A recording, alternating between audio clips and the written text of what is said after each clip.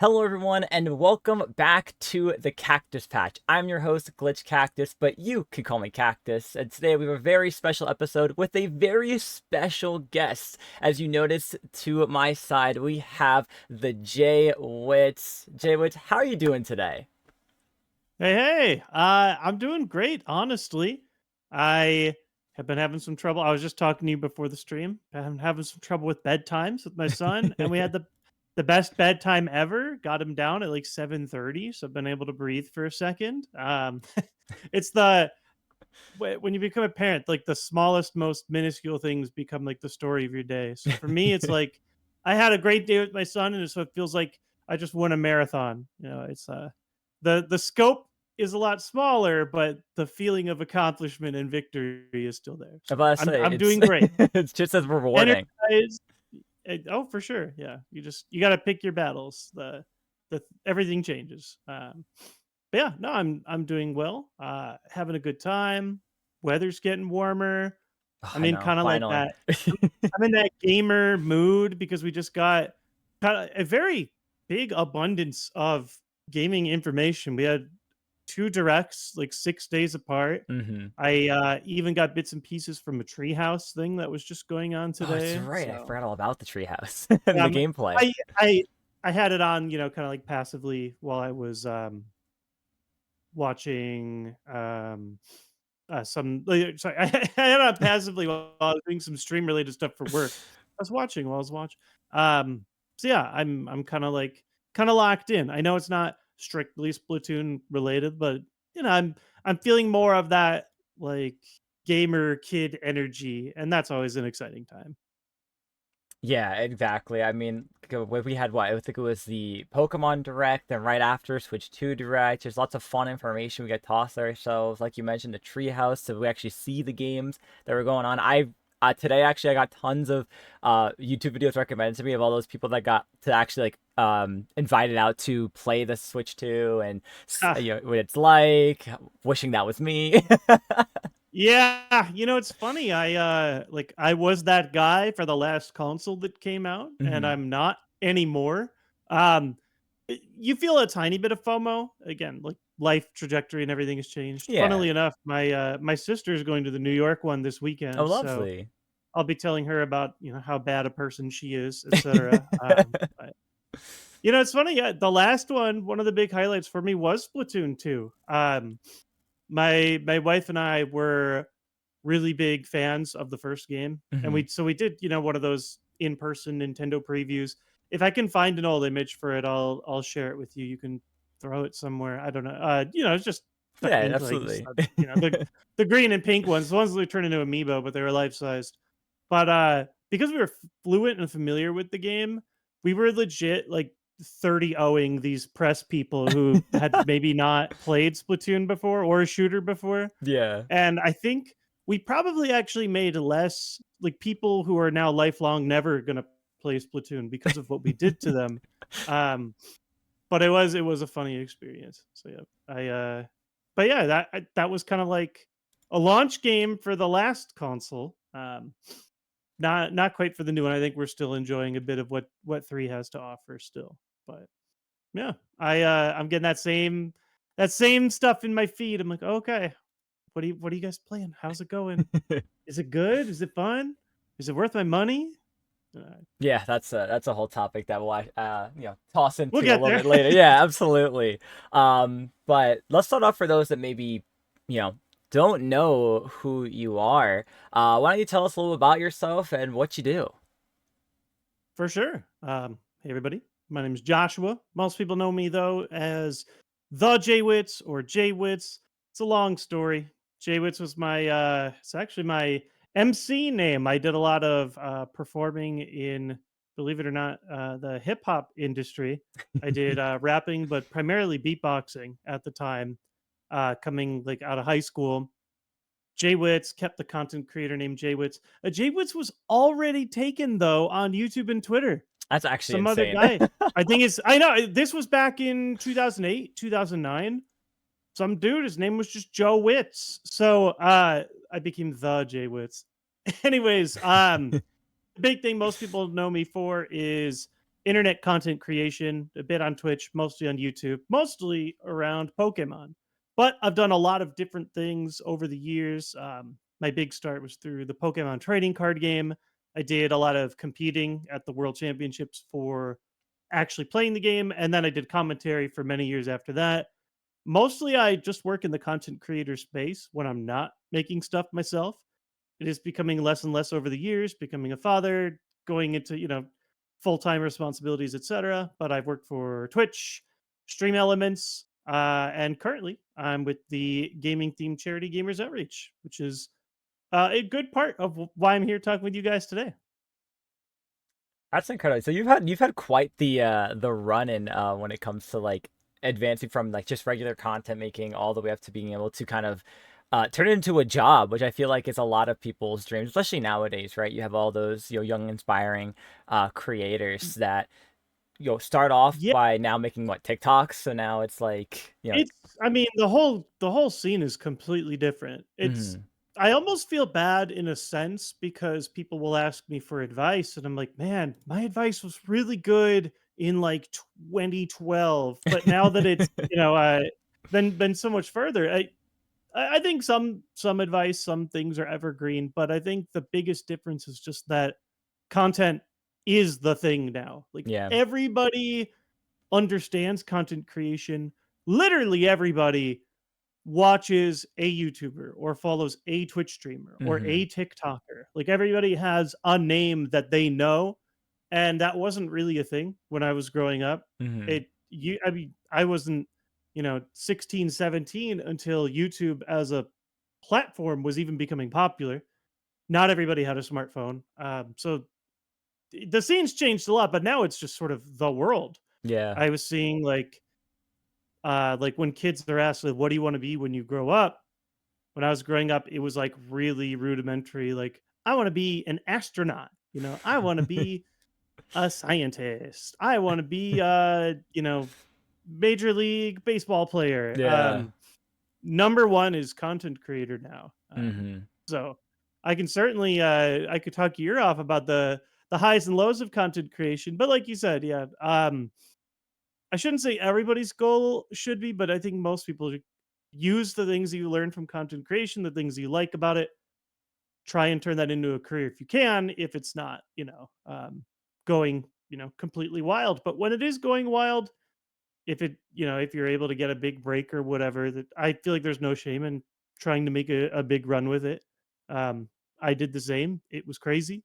And it was unprecedented Wild West times. For me, like I feel like a lot of people still know me and a lot of people discover my stuff over the years still, Mhm. but I look at the stats, like I peaked in 2013. So, like I still had a great run, going up until 20. So, but like stat wise, it was 2013, the release of Pokemon X and Y and stuff. So, Mhm. you know, um, you got to know when to hold them, know when to fold them. But everybody, I think, wants to just take the things that they love and use those to some degree to continue to make a career out of it. There's some give or take with like every single piece of it, but I have been very fortunate to just like always be able to touch the video game entertainment industry in some degree. Like here or there, I'm always like connected to it in some way, and I think that that's super cool. It's I shouldn't say it's all I've ever cared about. I care about a lot of things, but it's always been like number one. That's been my obsession. Like, you know, it- like it's so cliche to be like, "Oh yeah, I'm a gamer," but I mean, Yeah. literally, my Yeah. my job my job title is Gamers Outreach. I'm literally a gamer. Like, Yeah, it's in your name, it's it's in on the my title. business It's card. what you get to Yeah. be proud of nowadays, right? Because of course back then, saying like, "Oh yeah, I'm doing Oh, gaming for a living," it's like, "Oh, like you sure you don't want to go to like law school?" yeah. I mean, yeah. I got told, "Oh, is that a real job?" The irony being, like, probably my best. I don't know. For a stretch of, I would say, 8, 9 years, like, the most money I made was doing gaming full time. Mhm. Um, and not just that, whether or not it's how much money you make, but also just, like, the reach that I had, the things I was able to do, the people I was able to talk with, like video gaming was a big serious thing, and I think people didn't realize it at the time. Yeah. Now it's I mean it's literally the biggest entertainment industry in the world. Video games make billions and billions of dollars, and it's not going anywhere anytime soon. So many more people are exposed to games in one way or another. The barrier to entry is a lot lower because PCs are affordable for everybody. Give it more affordable than they were, right? Yeah, Because yeah, absolutely. you don't need a high end PC to jump in and play some Minecraft or some Fortnite or whatever, and all of a sudden you're playing one of the most popular games in the world. You don't need a console, but even if you do, you've got portable consoles, you've got high end consoles, you've got phones. There's a insane amount of stuff you can play in your phones. Gaming's everywhere. So yeah, it was pretty cool being there somewhat early to it Mhm. and getting to watch it grow and unfold. Some of it is sad though. Some of it has changed a lot. I really wanted to be actually more the journalism track of things. I Mhm. really loved video game journalism, video game magazines. Um, I remember like as I was finishing up college, the website Polygon just came out. And when it was brand new, it was like this power team of all of these really big journalists who all decided to quit their job to make like the ultimate games press platform. And of course, none of those people are still at the website anymore. Yeah. Games press has been like shut down everywhere. It's very sad. But ironically, I think my job is kind of what killed it was content creation. Like people would much rather get their stuff in this like quick video format or even Mhm. something like a video essay. But Yeah. people like the one voice that they like to listen to, and so they'll pick the one person versus a press outlet where you have, a dozen people, different people are covering it. So I do miss that, like the scene keeps changing. So there's old things I'm nostalgic for, but I'm always super optimistic for the future. And it's easier than ever, like in a world where everybody understands games or Mhm. millions more people understand games, then I can talk about what I do and people can understand what I'm talking about. Yeah, no, absolutely. It's begotten a more broader understanding in all aspects.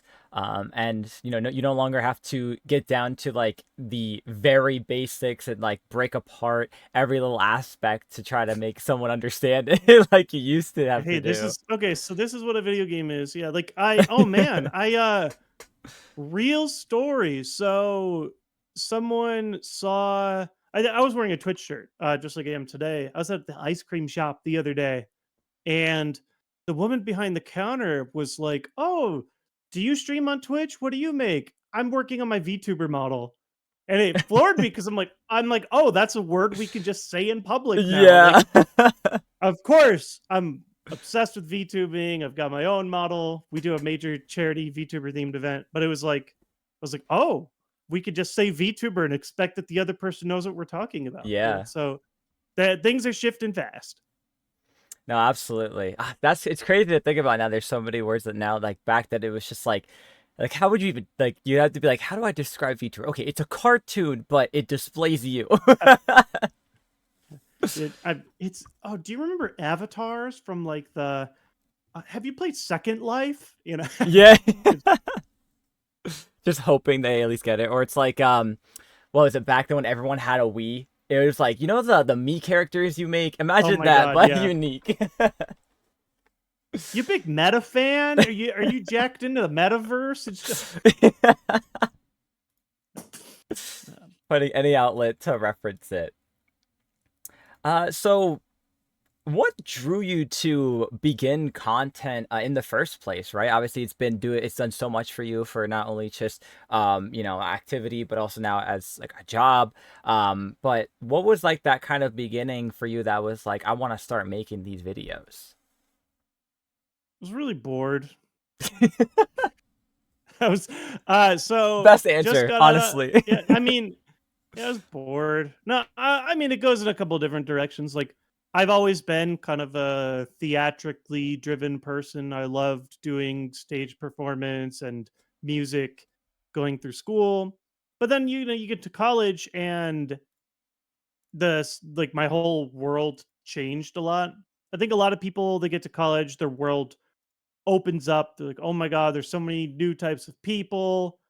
But I was the kind of person who actually really liked high school. Mhm. I liked my core community. I knew, everything. I participated in like every single intramural that I possibly could, whether it was, performing or music or instruments or sports. Like I was like, oh, cool. Like I know all this stuff.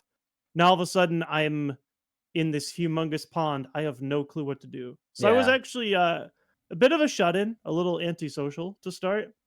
Um, because I was just like, I don't even know where to begin. I don't know any of these people. Mhm. I have to start all over. And so I wasn't super social. I was spending a lot of time online. My now wife, girlfriend at the time, like we would just, talk on Skype or whatever. Another forbidden word showing my age. I think it I think it literally shuts down. It was either the end, it was one of the M months. It was either I'm March, pretty so sure maybe it's it's already May. dead, I think it's or it's May. I think it's Yeah. the early I May. mean, 'Cause I yeah. know I Rest in think peace, Skype. what was it? I think isn't Kick also shutting down? Shout out to those who remember Kick. Kick shutting down? This is news to me. I swear I remember seeing No, something where it's I like either that or it's like something about bankruptcy, something where they just like are having trouble keeping oh that sure. app up. But yes, Well, Skype and Kick, I remember those. I know the Microsoft one died. Oh, I can't even think of it right now. That's I guess it says a lot that I can't think of the name of it. Mixer. Mixer. Yeah. Oh wow, I forgot Um about that. Yes. but so Skype But back yeah. in the day, we would just talk all the time, and it was that age where I think the idea of the YouTuber was just becoming a thing. Mhm. Um, some of the names still exist. Some of them are dead names now. But like for me, it was Rhett and Link, who I actually think Mhm. still do a lot of content. They do more of like a daily podcast thing, but they did a lot of funny like music style videos. Um, Vloggers were just becoming a thing. There were news shows like uh, Phil DeFranco, who went Mhm. by the very embarrassing name Sexy Phil at the time. Um, but there were not a lot of people that did video games. There was basically one, and that was the Angry Video Game Nerd, who I was super obsessed with. So that was somebody that I watched. I don't know if you're familiar at all. Yes, I am. My older In brother in watched my him all the mind, time. in my mind, everybody knows him, but it's definitely not like that anymore. And Yeah. I'm sure if I go back, I bet a lot of that stuff has not aged particularly well. But for its era, it was like, I mean, the guy James was putting in a lot of effort, like making this like high effort scripted show talking about games. He mostly talked about bad games, but it was entertaining. There wasn't a lot of regular gaming content, and I was obsessed at the time with the Pokemon trading card game. I was playing it competitively. I'm trying to think timeline wise. I just got like a world championships invite, but I hadn't had any like huge wins. I had like good performances, like top fours, top 16s, whatever, Mhm. at state championships. But I was like just starting to become a name in the scene. And I realized, like, one, I'm watching YouTubers all the time. So I'm fascinated with the idea of trying to become one or like Mhm. trying to make regular content. Two, I saw this void that didn't exist. Nobody is talking about the Pokemon trading card game specifically. Mhm. Even today, things have changed a lot, but even today, most people still who are familiar with Pokemon trading cards, I've got them around here. People who are familiar with the cards, most of them still just collect it and they Yeah. don't play the game. So that was sort of my goal was to create more familiarity with it, give people advice, etc. There was just none of that online. So there's a combination of like, hey, I'm bored and lonely. I have nothing better to do with my time, but I want to develop a skill, maybe meet some people online by just like sharing this thing that I'm super passionate about. And so a lot of people are not aware of this, which is crazy to me. But like my first 100 videos are just Pokemon trading card game. Oh wow. Just yeah, like front to back. I had a show. It's called Prof It. It's pretty brutal. It's PROF dash IT. The prof is short for professor. I I I clearly give you went with props for like innovation.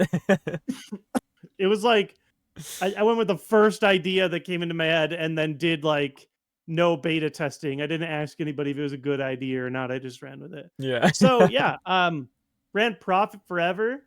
Um, I continued to get a lot better at the Pokemon trading card game, which the two went hand in hand. I had a really good World Championships run, and so that was kind of my life for throughout most of college. But as I got to the end of it, I started to become a little less obsessed with just the Pokemon trading card game. Mhm. It takes an insane amount of time to stay relevant in the game. You have to keep buying the new cards. You have to travel constantly. I think that's one of the absolute hardest things is there wasn't a quality online client at all. Even now, most of the tournaments aren't online. Mhm. Um, but just all the travel, all the purchasing, etc. I was getting a little burnt out on it, and I realized, wait a second, I can make videos about other things that I like that are similar to this, and I bet my audience will still enjoy it. You know, like if I would dip my toes into the water. I'm talking about Pokemon all the time. Will they watch a Pokemon video? Oh, it turns out yes. You know, I Mhm. think my very first one it was Imakuni. Are you familiar with Imakuni? I don't believe so, no. I, I don't even know where to begin on this, but it was at the time a he's like an entertainer and presenter in Japan for the Pokemon cards, Okay. and he's already like even with it by Japan standards, he's sort of known as being this weird, quirky dude. He sings songs. He is like self-deprecating, and Oh, wait, he's the guy who has, like, his um. own card where he's, like, doing, like, a jazz hands, I Okay, see, think, right? Yeah. did you just look this up, or are you aware? See, No, oh because yeah, I, that's cause the I, guy. I've been collecting cards for like, There okay, you go. collecting Pokemon Yeah, cards. Let me specify, exactly. collecting Pokemon cards for years since I was like a little kid, and I Yeah, so remember, you know him, McCooney. Yeah, yes, okay, that I was completely see forgot that was the name or his name. that was yeah, that was my first I called it like Pokemon fact of the day, where I Mm, was just like, "Hey, I want to talk about this topic that maybe somebody's heard about a little bit and yeah. explain who the heck is this guy?" He was most people don't have an Imakuni card. Ironically enough, it is an English card now. Hmm. 2016 or so. Yeah, that's They it. Because they it was when I got finally back into yeah. collecting cards, I noticed like the people were freaking out about like, oh, like it came over. I'm like, what? He was he was a playable character or like an opponent you could fight in the trading card game for Game Boy. So Okay. it was just like this weird guy. People didn't understand him. His card too, like damages yourself. It you play it and it confuses your own Pokemon, and that's the effect. Or I actually have an English copy here of Imakuni's Doduo. The power, for example, is when this card retreats, hold this card and throw it as hard as you can because Doduo is running away. Throw the card horizontally with a snap to get the farthest distance. Like I always thought Wow. that was the funniest thing in the world, you know, when I was a kid. Hmm. And I mean, it's still kind of funny now. Yeah. So it's just, I guess I'm good. Apparently, I'm going to be rambling through your whole show. I'll try and keep things a little more brief for you guys, but yeah, I was really, really obsessed with the thing, and I saw that nobody else online was talking about it. So I wanted to jump in, start talking about it. And over time, I realized like when I ran out of either passion for the subject or things to talk about, I became more comfortable with like, wait a second, I can talk about all the things I care about. It doesn't just have to be this one game that I'm really good at. It could be all the games I played in my childhood and all the things that I've been interested in. Mostly we still keep it, you know, 90, 95% in the Nintendo sphere because that Yeah. is, you know, the thing. But what a lot of people don't know about me is I play literally every genre of game. I'm not kidding when I say that. I mean every genre. Hmm. I play on every console. My first console wasn't even a Nintendo console. My first console was a Sega Genesis. So even though I've sort of been like pigeonholed into this like you're the Nintendo guy, or for a lot of people, I will always only be the Pokemon guy. Hmm. Um, in my own personal life, like I'm just the gamer guy. I'm obsessed with every game, every console. I love it all. So it is nice over time. I think I'm jumping ahead one of your questions. I love just being able to talk about the things that I love. It Doesn't even have to be a video game. Could be other. I've done like board game reviews, and that's been a lot of fun. Hmm. Every once in a while, I'll just do life advice or crafting or something. But um, I think at the end of the day, I'm proud that I can sort of just put myself out on into the world. I say on a page, but you know what I mean, on a screen, Hmm. and just Yeah, yeah. it's cool that like I think that that's my number one advice for anybody who wants to make content is just make something that you're passionate about. Like, and I think that people will if even if you're not gonna blow up or whatever, not everybody gets to blow up. It's way too hard for everybody to become the next viral sensation. But you will find other people that to connect with who care about the thing that you care about, and then you build community and you can have fun while doing something that maybe gets to support yourself a little bit, and that's what it's all about.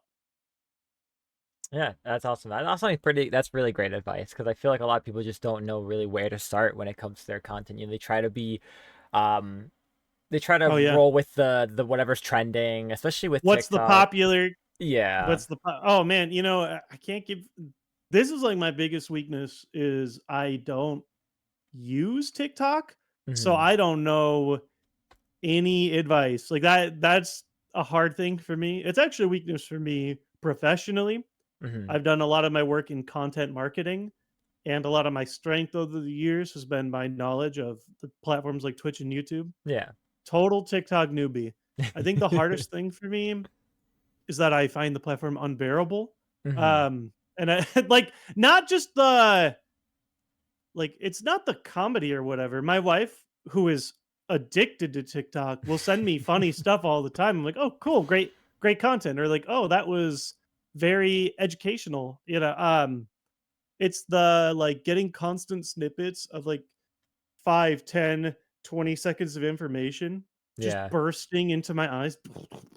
I I don't know if it's an ADHD thing. It goes both ways. I know Hmm. ADHD people that are like, no, this is like my brain crack. I just hyperfixate on it. Yeah. Or they're like, for me, it just bounces off of me. Like, I'm like, I cannot focus. This is overwhelming. Yeah, it could But be too yeah, so much. like I learned short form content a little bit, but yeah, I get what you're saying. Like people like to follow like, do I follow a trend? Do I Hmm. make my own thing? Yeah. How high quality do I make it, etc. And to be honest, it really depends on what you want to get out of it. Like if you are only focused on making money, there are probably steps that you can take to do things that you're not passionate about. And most of the time I've decided to not take that path. Arguably, sometimes I regret it. Yeah, I've turned down like tons and tons of sponsorship money for years before I realized, like, wait, this is probably something that could help support me. Hmm. People's attitudes towards stuff have changed, but at the end of the day, even if my pocketbook is a little more empty than I would like it to be, raising the family and such, I can at Yeah. least say I've remained like 99.5% true to my values, and I'm proud of that.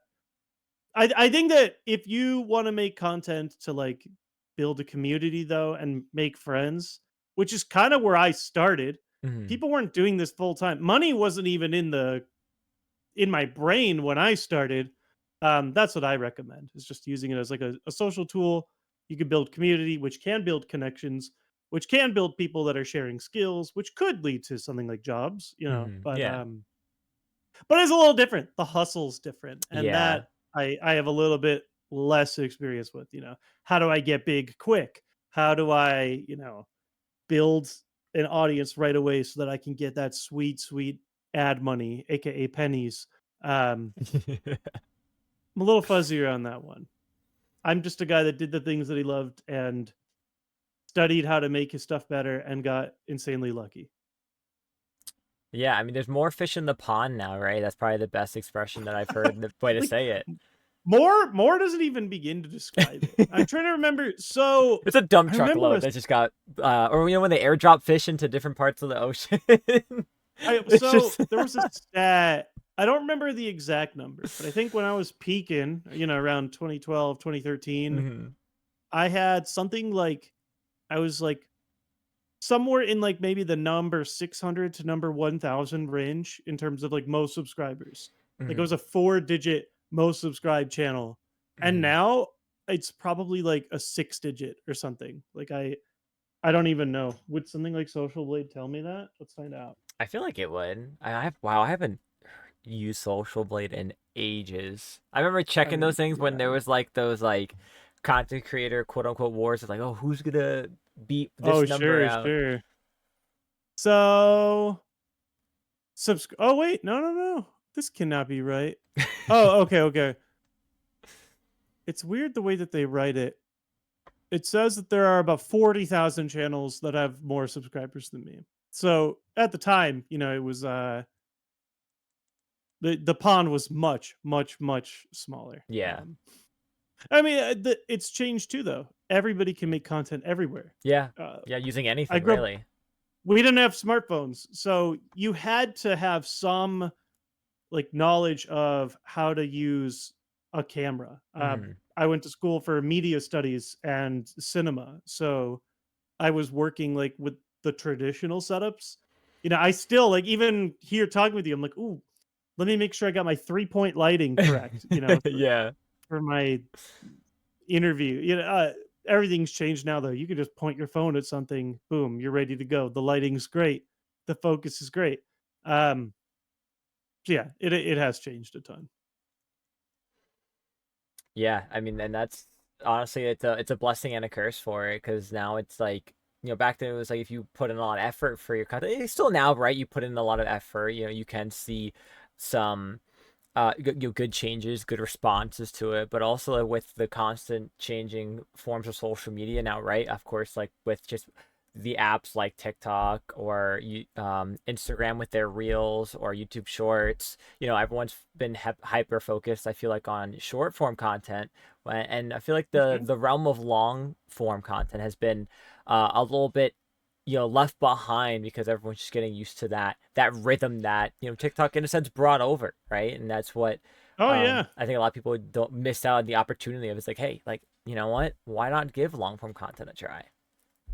Yeah, I get it, right? Oh, hey, if I can take this like big long story and cram it down into 60 seconds, like I see the appeal for sure. Hmm. It's like getting it all at once is tough for me, but when people send it to me, I'm like, oh yeah, that was interesting. That was quick. That Yeah. was stimulating. I do think long form definitely is seeing somewhat of a resurgence, but it has also moved in different directions. Hmm. Ironically, the podcast is like a major format for people. Yes, that's right. Yeah. Podcasting is still huge for sure. Hmm. I still to this day like I'm a big listener to podcasts, but usually more on like the educational side versus like pure entertainment. Yeah. I'm a big like This American Life or Radio Lab was a big one. A lot of their main hosts have changed for a while. The What is it? 99% Invisible. Like I love learning more things in like that like osmosis sense. Yeah. But I think I'm seeing more and more YouTube content creators that are going for like not just the long form, but like the cyber long form, like 4-hour videos. It's even Yeah. for me, long form used to be, oh my God, I made a 20-minute video. Will anybody watch this thing all the way through? Yeah. My wife will pass me something where it's like, this dude's like, I watched every episode of The Sweet Life of Zach and Cody. It's 4 hours long. I watched it. It was amazing. you know I'm low key like kind of doing something like that right now Hmm. with my current hyperfixation, which is the Ace Attorney games. We'll see if Okay. it ever becomes a thing or not, but I think for now like I'm in that place where I'm like, you know what, like I don't this could get 0 views, but it's what's inside of me and it's what I need to put out there into the world. Yeah. So yeah. Absolutely. What would you say your favorite video or series you've made throughout your content career has been, since we're on the topic of, making this content? Favorite so my general rule of thumb for me when I Hmm. think of like what's the best stuff that I put out is I like to make videos where I learn something in making the video versus just Okay. saying something that I know. Yeah. I also really like videos where I get to touch on like more than one media source. I'm obsessed with videos where I get to talk about like ooh, I get to talk about the manga and the anime and the video games and the board games all in one. Um, the first video that I made that I felt like really, I was like, wow, I'm proud of this. I had to dig so deep. It was called The Many Faces of Mewtwo. It's Okay. probably aged a little bit by now. But it was just like that, where I was like, hey, I want to just make a video talking about Mewtwo and only Mewtwo. And I got to talk about it in the manga, in the trading card game, in the video games, and uncovering all those little bits of lore. That was a lot of fun. My number one video, though, if I tell somebody like you can only watch one JWittz video, Yeah. it's called "Pushing a Button for a Shiny Pokemon," something like that. Oh, yeah, I think you And your the thumb notes like the water bird. exactly, yep, Yes, that's the yes, I remember one. that video. Yes. So yeah, that video, that one I got to learn a lot, but it was like I learned how to code. I learned how to build a Okay. Raspberry Pi device. I learned how to solder for the first time. I took the Yeah. Joy-Con apart and, you know, soldered the wires. Apologies. No worries. So that's my favorite video. I also like I watched it again today. I just think it's very entertaining. That one's my number one for sure. Um, I also do got to give a shout out to like the one recurring series that I'll still do. Even though I do think it's a little dated, I can't help but have a soft spot for it, and it's Hmm. the videos like weird, creepy Pokedex entries. Oh, yes.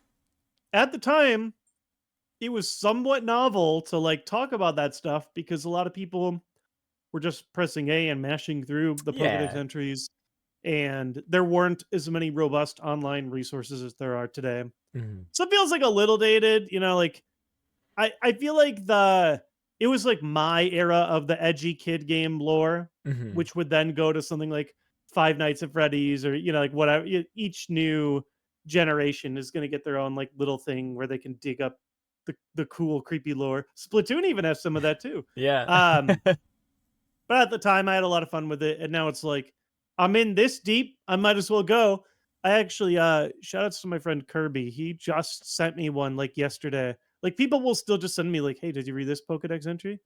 This one's from Gothitell. It gazes at the stars to predict the future. It acts somewhat detached because it has seen the end of all existence."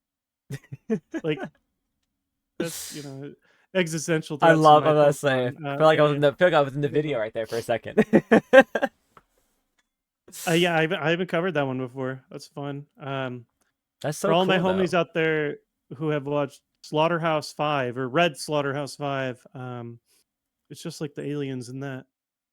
Anyways, yeah, so I love that series. I love like taking Pokemon too seriously. Hmm. But sometimes Pokemon likes to take Pokemon too seriously. Yeah. So that's fun. Where it's gotten strange though is like I started that series and I've been doing it for over 10 years. And now like the official Pokemon channel does it like every Halloween. Oh yeah. They've they have like interchangeable content creators or whatever. And it's Hmm. like I'm not gonna sit here and say I invented reading Pokemon Pokedex entries, but it is funny, like they've realized that there's value in that content Yeah. um that I've been doing for so long. So that's a big one. I could go on and on about my favorites, but I would say like that's my favorite core. Yeah, Um absolutely. I also like there was another one. Like right up along that side, the Pokemon Master Trainer board game. That's always one of my favorites to recommend to people.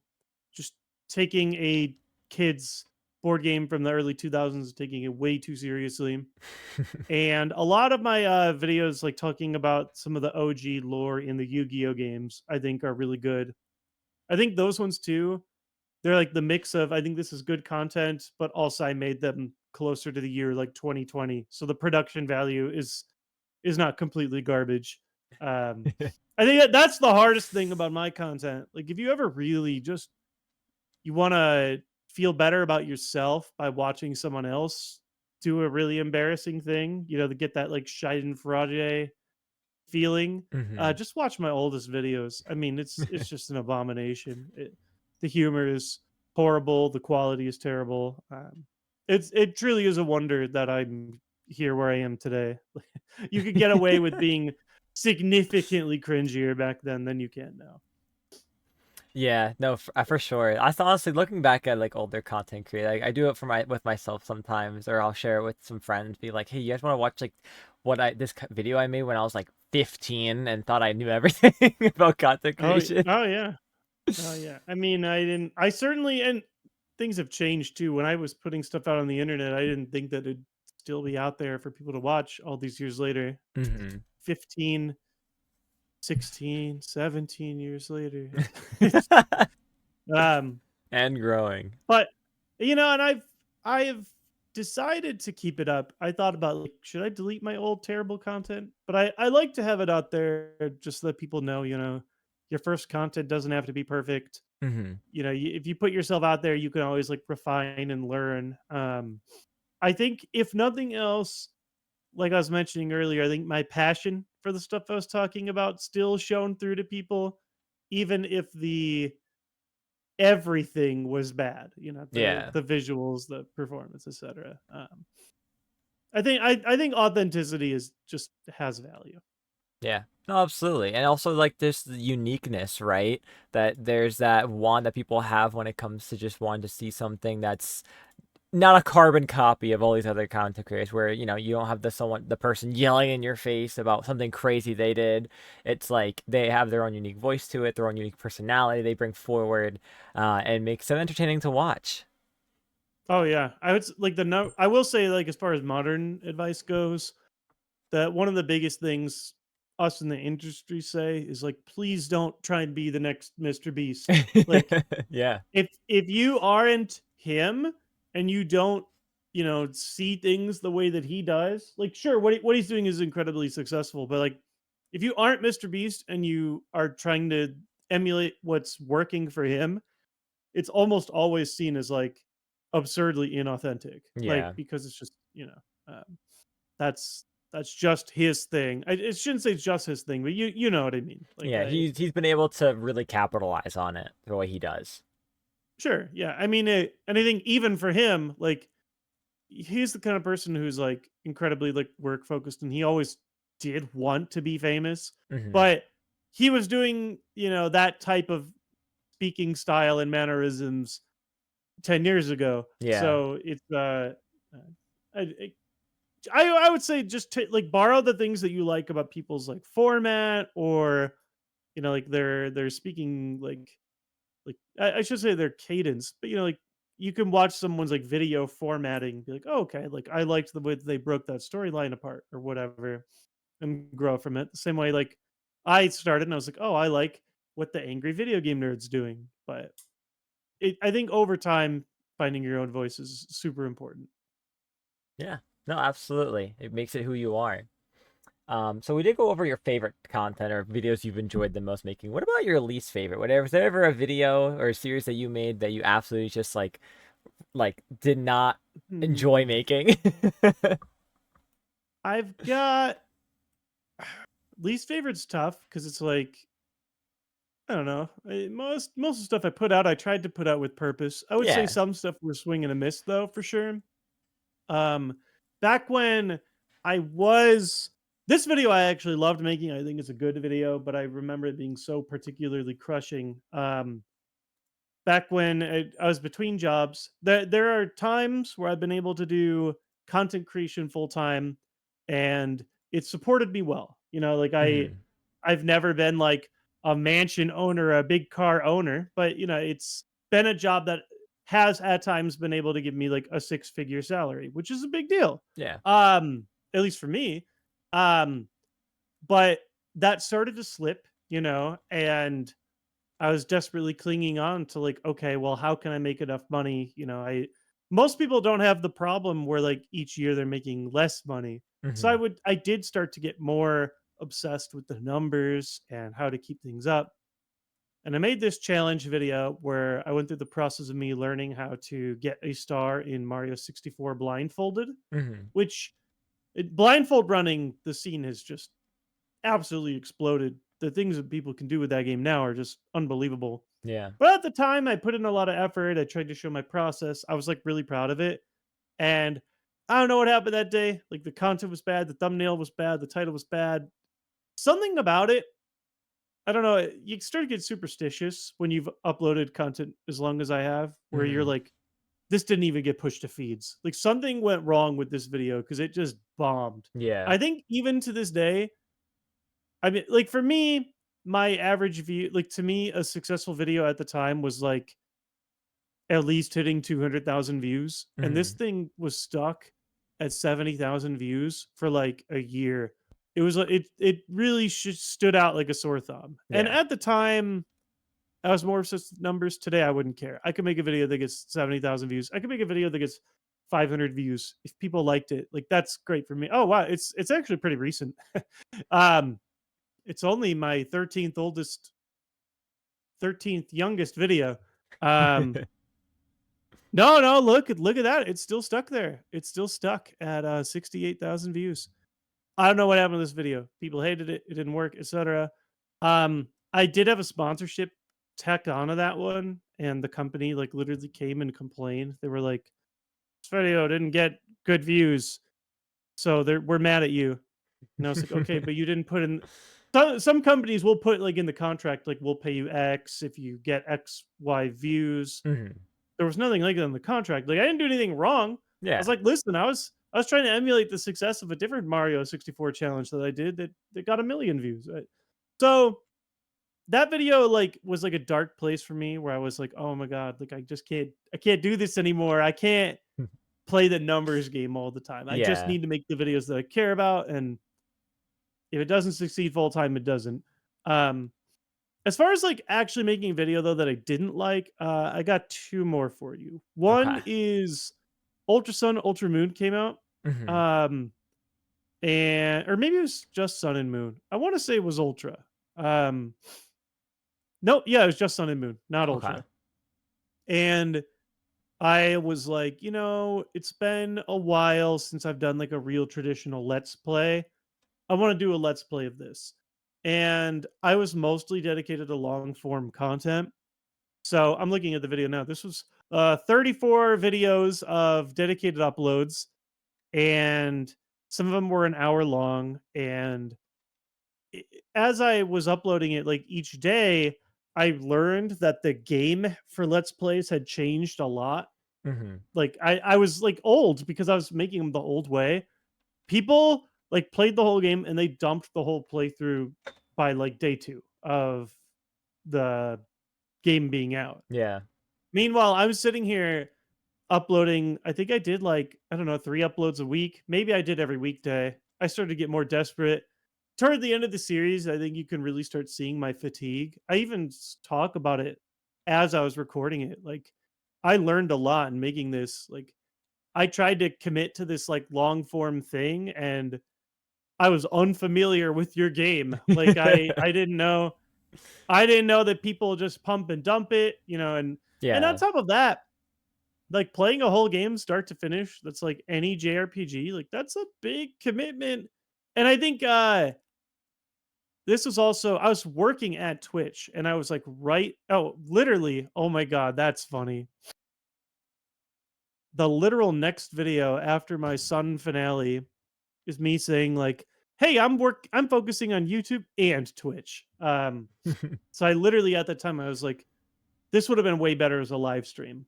Mhm. Because Yeah. when you're doing a let's play by yourself, you're locked in the room with you, so Yeah. you have to sit there and stay entertaining. Whereas now, you can get locked in the room with dozens of other people who can.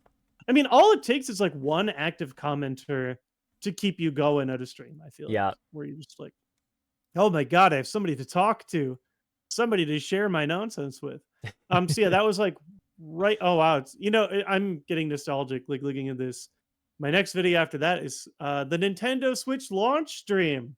This is like that era was just starting to come out. Yes. Yeah, things changed a lot. Final regret is sometimes I would have to stoop to like making a dedicated sponsored video. Mhm. I never ever wanted to do that.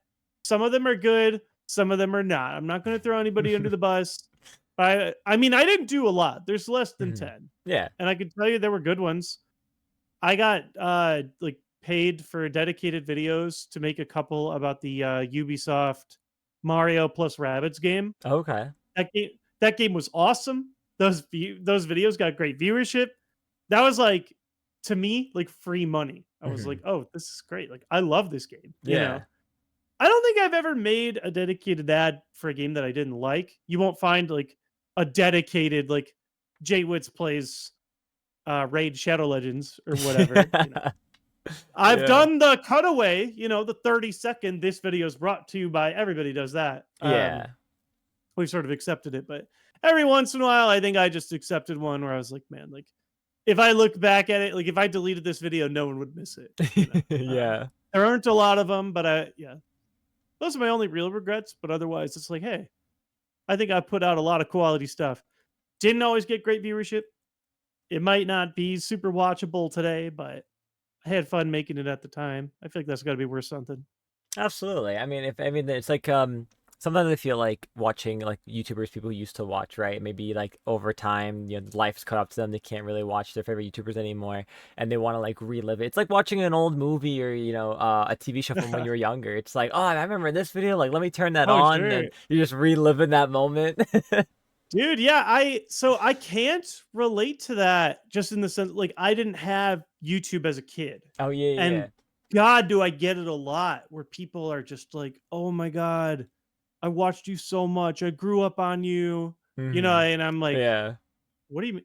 They're like, "Oh, I've been watching you since I was 8 and I just had my first kid." Doing the math, I'm like, "Okay, yeah, I guess you had your first kid at 22 or whatever." It's just weird that you like I can't comprehend it still. Yeah. No, So absolutely. but yeah, a lot of people I know a few people that they'll go back and they'll watch like so not even my main channel. I used to have a dedicated Let's Play channel Hmm. where I played non-Nintendo stuff or Hmm. mostly non-Nintendo stuff. It's called Wits Gaming. Okay. And I think the channel still exists. Probably doesn't I'm actually curious. I haven't been to Wits Gaming in a while. That's a graveyard. One second. But I know people who will like go back and watch my Spelunky playthrough on Wits Gaming every year. Hmm. And I'm like, really? Like, but they're like, yeah, that's what I grew up with. That's classic. My last Wits Gaming upload was 11 years ago. Yeah. That's wild. But yeah, that does. It was mostly Spelunky. It was like Spelunky all the way down. Incredible game. There's actually a lot less Wits Gaming than I remember. Funny. Anyway, yeah, there's people that they gravitate to that. So it's like even my worst videos or like my oldest stuff, I still keep it up. I will say at the very least, I am proud that like going back to my videos, I don't think I've ever said anything like so like offensive or racist or homophobic. Like I've Hmm. never had to go back and be like, I got to get rid of that. I was a bad person back then. Like Yeah. I, I'm sure that pe- people can change. You make Hmm. content over 15 years. I'm gonna excuse if you said something bad 15 years ago and you've learned and changed. But I am proud that like at least when I go back to watch my old videos, it's just because I'm a cringy little guy, um, versus me like saying like horrific monstrous stuff. So Yeah. No, absolutely. there's that. It's always stayed true. All right. So you've showcased a few videos in regards to shiny Pokemon. And of course, most recently, I feel like one that, a lot of people have maybe seen and resonate with is your shiny Manaphy video. Oh yeah, my newest one. I say Yes. newest coming up. I mean, I'm Coming at up on a year the almost, stage I in my life. think. I'm at the stage in my life where I'm getting like one or two videos out a year. That's just Hmm. how it's gonna be. Yeah.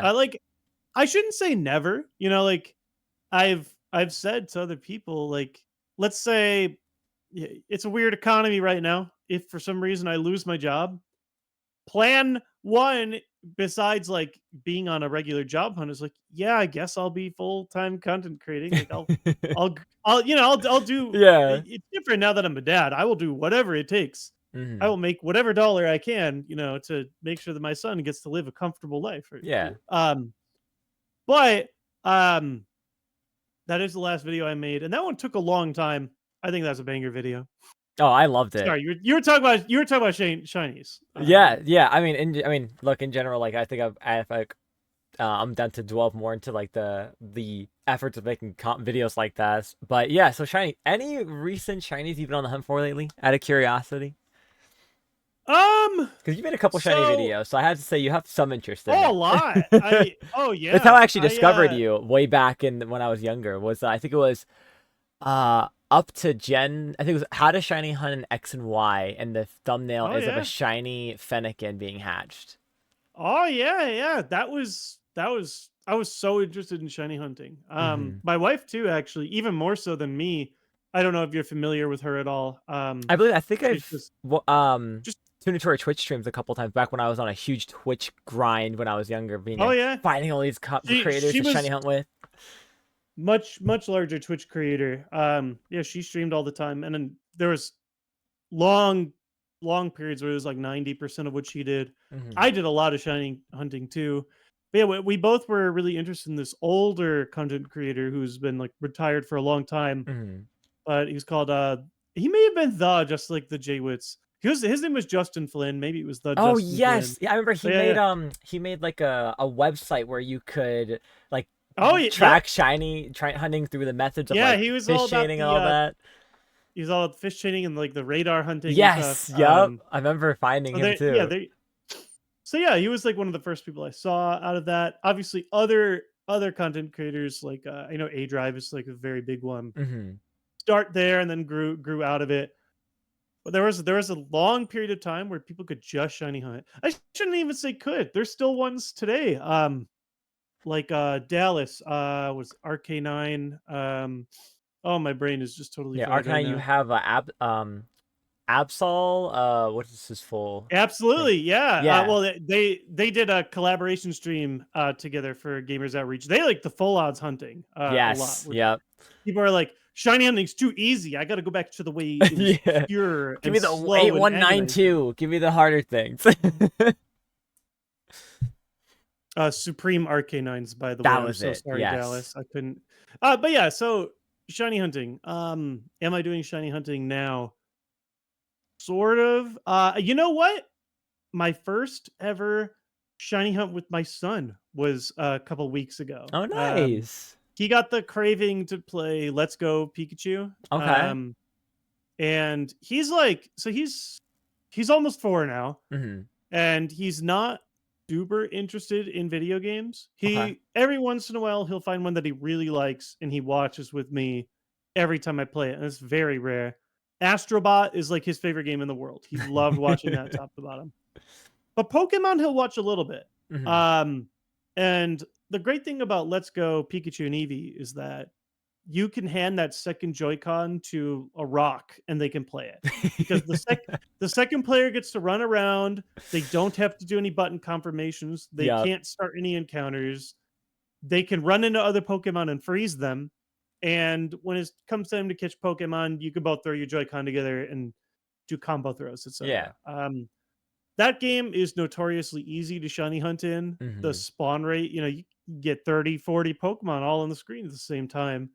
Um, so even with like no shiny hunt, maximizing the method, we shiny hunted for Weedle and we got him a shiny Weedle. So I did do Nice. that. I don't have like a hunt specifically that I'm Hmm. like, oh, I really want to do that. Um, I'm always hopeful that I will pull a shiny Pokemon in the there's a new set that just came out for the TCG Oh Pocket. yes. Well, I just Yeah. opened my two Wait, packs early. I hit here, wait. my hour limit, so I I was think like, here, I wait. gotta open I them. I think I got pack number 2. Let me go live here. Oh, let's go. Let me I've only pulled one shiny in the new set. They're like notoriously rare.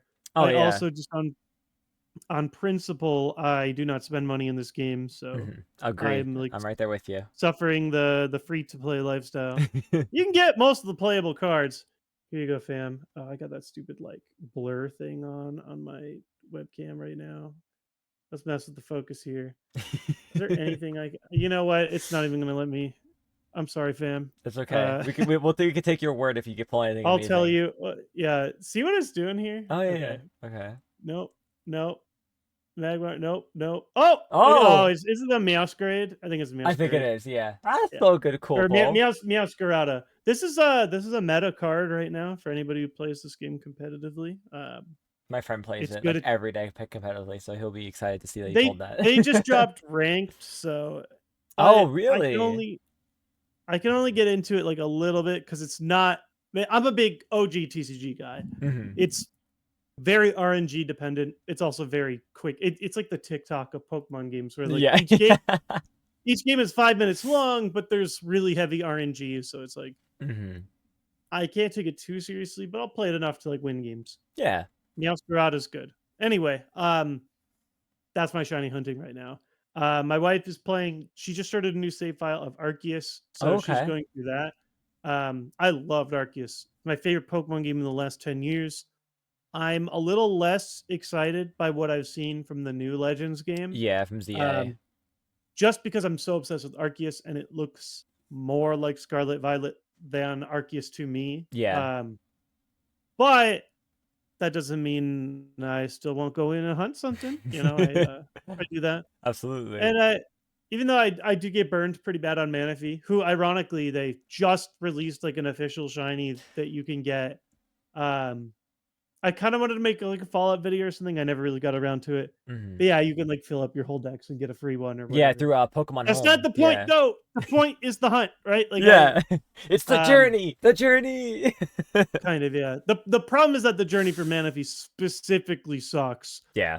Um I don't want to like it. I like shiny hunting where I can like do it and watch TV at the same time. Yeah. I don't have the time to spend 1,000 hours to a meaningless task. Like I just don't. Hmm. Um, so I say to the people who are playing competitive games, oh, it's not meaningless, right? Yeah. And shiny hunting to me, it's like I'm not learning anything. I'm not Hmm. growing. Yeah, you're just looking Um, for different pixels.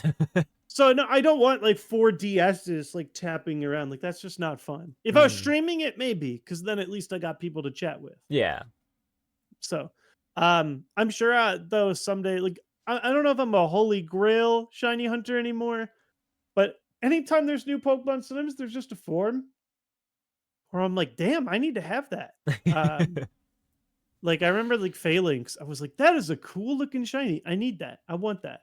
Shiny Wooloo, gotta have it. Yes. That was a whole debacle for me. I So remember that. I remember your video about it. that was fun. That was fun. That was full odds, and even then, baby full odds. It's not like the old games, right? Yeah, yeah, but now you're over 8,000. For sure. All right, so we'll switch gears a little bit here. Um, you've made content previously, of course, about Splatoon. You've mentioned it before, especially with the lore of Splatoon 3. What drew Oh you to yeah, this Splatoon? is a Splatoon show, right? Yeah, just a little bit. Yeah, for sure. But yeah. So what So what what drew drew you me? to Splatoon overall, right? 'Cause before we were Yeah. talking, before we started, that you said you started in Splatoon 1. So like what kind of drew you to Oh the yeah, franchise of it? you're telling me you started in Splatoon 2. I'm like, what are you talking about? How can you be such a big like face in Splatoon and not have been there from the beginning? And then I realized, Splatoon's a 10-year-old franchise, and that is still weird to me. Like Splatoon's still new, right? It's like Hmm. one of Nintendo's newest like major IPs. Um, I think for me, like just playing Splatoon was kind of all I needed. When I first saw it, I want to say it was E3 2013. Hmm. It was either 13 or 14 when it was first announced. And it was kind of like a weak year where like everybody kind of loads up their best announcements for the next year. But there was no like regular Nintendo Direct or Sony Presents or whatever they're calling Yeah. it these days. Um, E3 was there every Hmm. year. And so Splatoon, I think, was their last announcement. And I saw it and I was like, huh, interesting. Like, I don't think I was ready for like shooter for kids, Yeah, like I was yeah. like, yeah, you know, I'm I'm in my early 20s. Like this isn't for me. But when I first saw the squids jumping through ink, I was like, oh my God, Mario Sunshine. And then it wasn't, so I was like kind of bummed. What's funny is I Yeah. think that they had like I forgot in one of the maps or somewhere they hid like the 8-bit like um blooper is like in there somewhere. Like I Hmm. think they very very very lightly acknowledged like hey, there are also squids in the Nintendo universe. Yeah. But so it's on the Wii U, and I mean, let's be real, the Wii U was not exactly like an abundant system of games. Hmm. And I'm also at peak Nintendo at this point. Like 2014, my content's about as big as possible. So I'm like, I gotta play every game, see if I like it or not. Yeah. and they had like an open like beta session. What was it called? Test Ink, Splashdown. There's a word for it, and I'm Yeah. missing it for Something some reason. unique But that related to yeah, Splatoon. exactly. Yeah, something like that. Um, Tried the demo and I was like, this game's amazing. Like just immediately, like again, I play every genre, so I'm a big shooter fan, or at least have played other shooters that I've really liked. Mhm. And it just felt really unique because one is a third person shooter, which I've always really enjoyed, but like I get from like a shooting perspective, you don't want a character taking up a portion of the screen, which is why most people go to first person. So Mhm. if you're going to third person, you got to have like really cool movement, which it did, like at the time, just moving through the ink. So yeah, like for me, it was just playing it to start. And then Splatoon has added a lot to make it extra lovable over the Mhm. years. The characters, the lore, like just like the general setting. I mean, originally they were marketing it in like a really like cringy. Have you seen the like "You're a kid now, you're a squid Yeah, now"? yeah. Or You know, like the one for Splatoon 3 where it's just a guy yelling splat like 30 yeah, yeah, times. yeah. So like, I don't know. I mean, in North America, we don't know how to advertise our own games, but in Japan, like Oh, that's just theirs like are beautiful. Oh my gosh. they just embrace. Well, I mean, I think it may literally be like the highest adoption rate. Like in Japan, it might be the number one Switch game, or at the very least, Mhm. it's top three. Like Splatoon is Japan, like they are Yeah. obsessed with the game. But I think it's because it lines up so well with their culture of sort of like embracing that like wacky nature, and not only that, but obviously like the way it handles like fashion and idols and stuff is very ingrained. It is a very Japanese game, which I think Mhm. makes it a lot of fun for me. And then each game they would keep adding new stuff, whether it's like little bits of lore or new game modes. And I've always really enjoyed it. It's got a good feedback loop. Game's fun. What can I say? Yeah. Well, what out of all three of the games, was there one that you like preferred more than the other? Because I imagine you've obviously played up to three. Um, was No, there I stopped one? at two. I Yeah, So favorite game? What a hard question. Like know it's because always so tricky, on but I love paper, asking. yeah. Oh, sure. So again, this is just like my personal lifestyle arc. On paper, I think it's very obvious that Splatoon 3 is the most feature-rich game. Yeah. I think it's probably the best balanced because they've had so much time to really adjust with like you know, like weapons and modes. It's got the most modes, it's got the most side stuff. Hmm. Um, it has things that people don't even care about that I cared about, like the card game that's in there. Oh, table turf. Yes. Yeah, table. Yeah, I was a secret for me. If the game has a card game, I will play it all the way to the end. I don't, you know, Gwent in The Witcher, or oh my god, the one that they had in Final Fantasy VII remake. I was so Queen's Blood. Um, even table turf. I was like, oh, this is so much fun. Playing with like other people that actually know how to play. That was cool. Um, I think that that game just like has the most as far as it all goes. But hour wise, I've probably sunk 5, 6 times more time into Splatoon 2. And that's just because of how much free time I had at the time. Splatoon 3 is in the era of like that's I had a kid, so I'm a father. I don't have the same amount of time to dedicate to it. Yeah, absolutely. Um Lore wise too, for 2, I think my favorite like story campaign is 2, especially the Octo expansion. I really really liked that. So, you know, you put a gun, you put a blaster, put an end zap to my head. I guess I'll say Splatoon 2. But I could tell you things that I enjoyed about all 3 of the games and like the good eras. Um, and I've played like, at the very least like the campaigns to the end of all of them. And I've played like the multiplayer up to the point of like where I get to like S or X and then I sort of like hit a wall. Hmm. Um, but they're all great games, I think. And I think a good reason for them being great is they're doing everything in their power to like not milk the franchise like Yeah. any other successful shooter. And because of that, you do get like if you are someone that's interested in campaigns, which I am a lot, you get all of that plus all of the like the new games and modes. And Splatoon has already been somewhat of a lifestyle game where it's like we're going to add stuff for the first 2 years or whatever. So they're all good. Two's probably my favorite, soft spot in my heart. But it would also like if you've never played Splatoon before, it would be hard to wholeheartedly recommend two because I feel like Mhm. three has the most quality of life stuff. Yeah. That said, it was nice in one when I could click on the map to jump, just like straight up, you know. Yes. I can't wholeheartedly recommend that we go back to the gamepad era, but like even Splatoon 1 had some stuff where I was like, okay, you know, that was fun. It Yeah. was also a lot easier before we added all the apps. It was the Mhm. easiest way to like draw, you know, for the not Miiverse. Well, no, I think was it Miiverse in the first game before Splatoon was like we're just I doing I Splatnet think or it what? yeah, it went to Yeah, Miiverse and then Splatoon 2 transitioned to Splatnet and 3 followed over yeah, for yeah. it. So yeah, that was nice, you know. And they all each game has its own little chunk of like juicy lore that I always enjoy where it's like, oh hey, it's the apocalypse, horrible things are happening, and everybody's like laughing and dancing. They've leaned a lot harder into that, but they still like to add little funky things here or there, like the whole story with Lil Judd in Yes. the third game. I'm super interested by that. Um, yeah, so good games. They're all Awesome. good. Do you have any experience when it comes to maybe the competitive side of Splatoon? So yeah, in a couple of ways. Obviously, through Gamers Outreach, you know, I've been able to watch more of the content that they've had with like Inkling Performance Labs and the Dapple broadcasts. Like they're really great.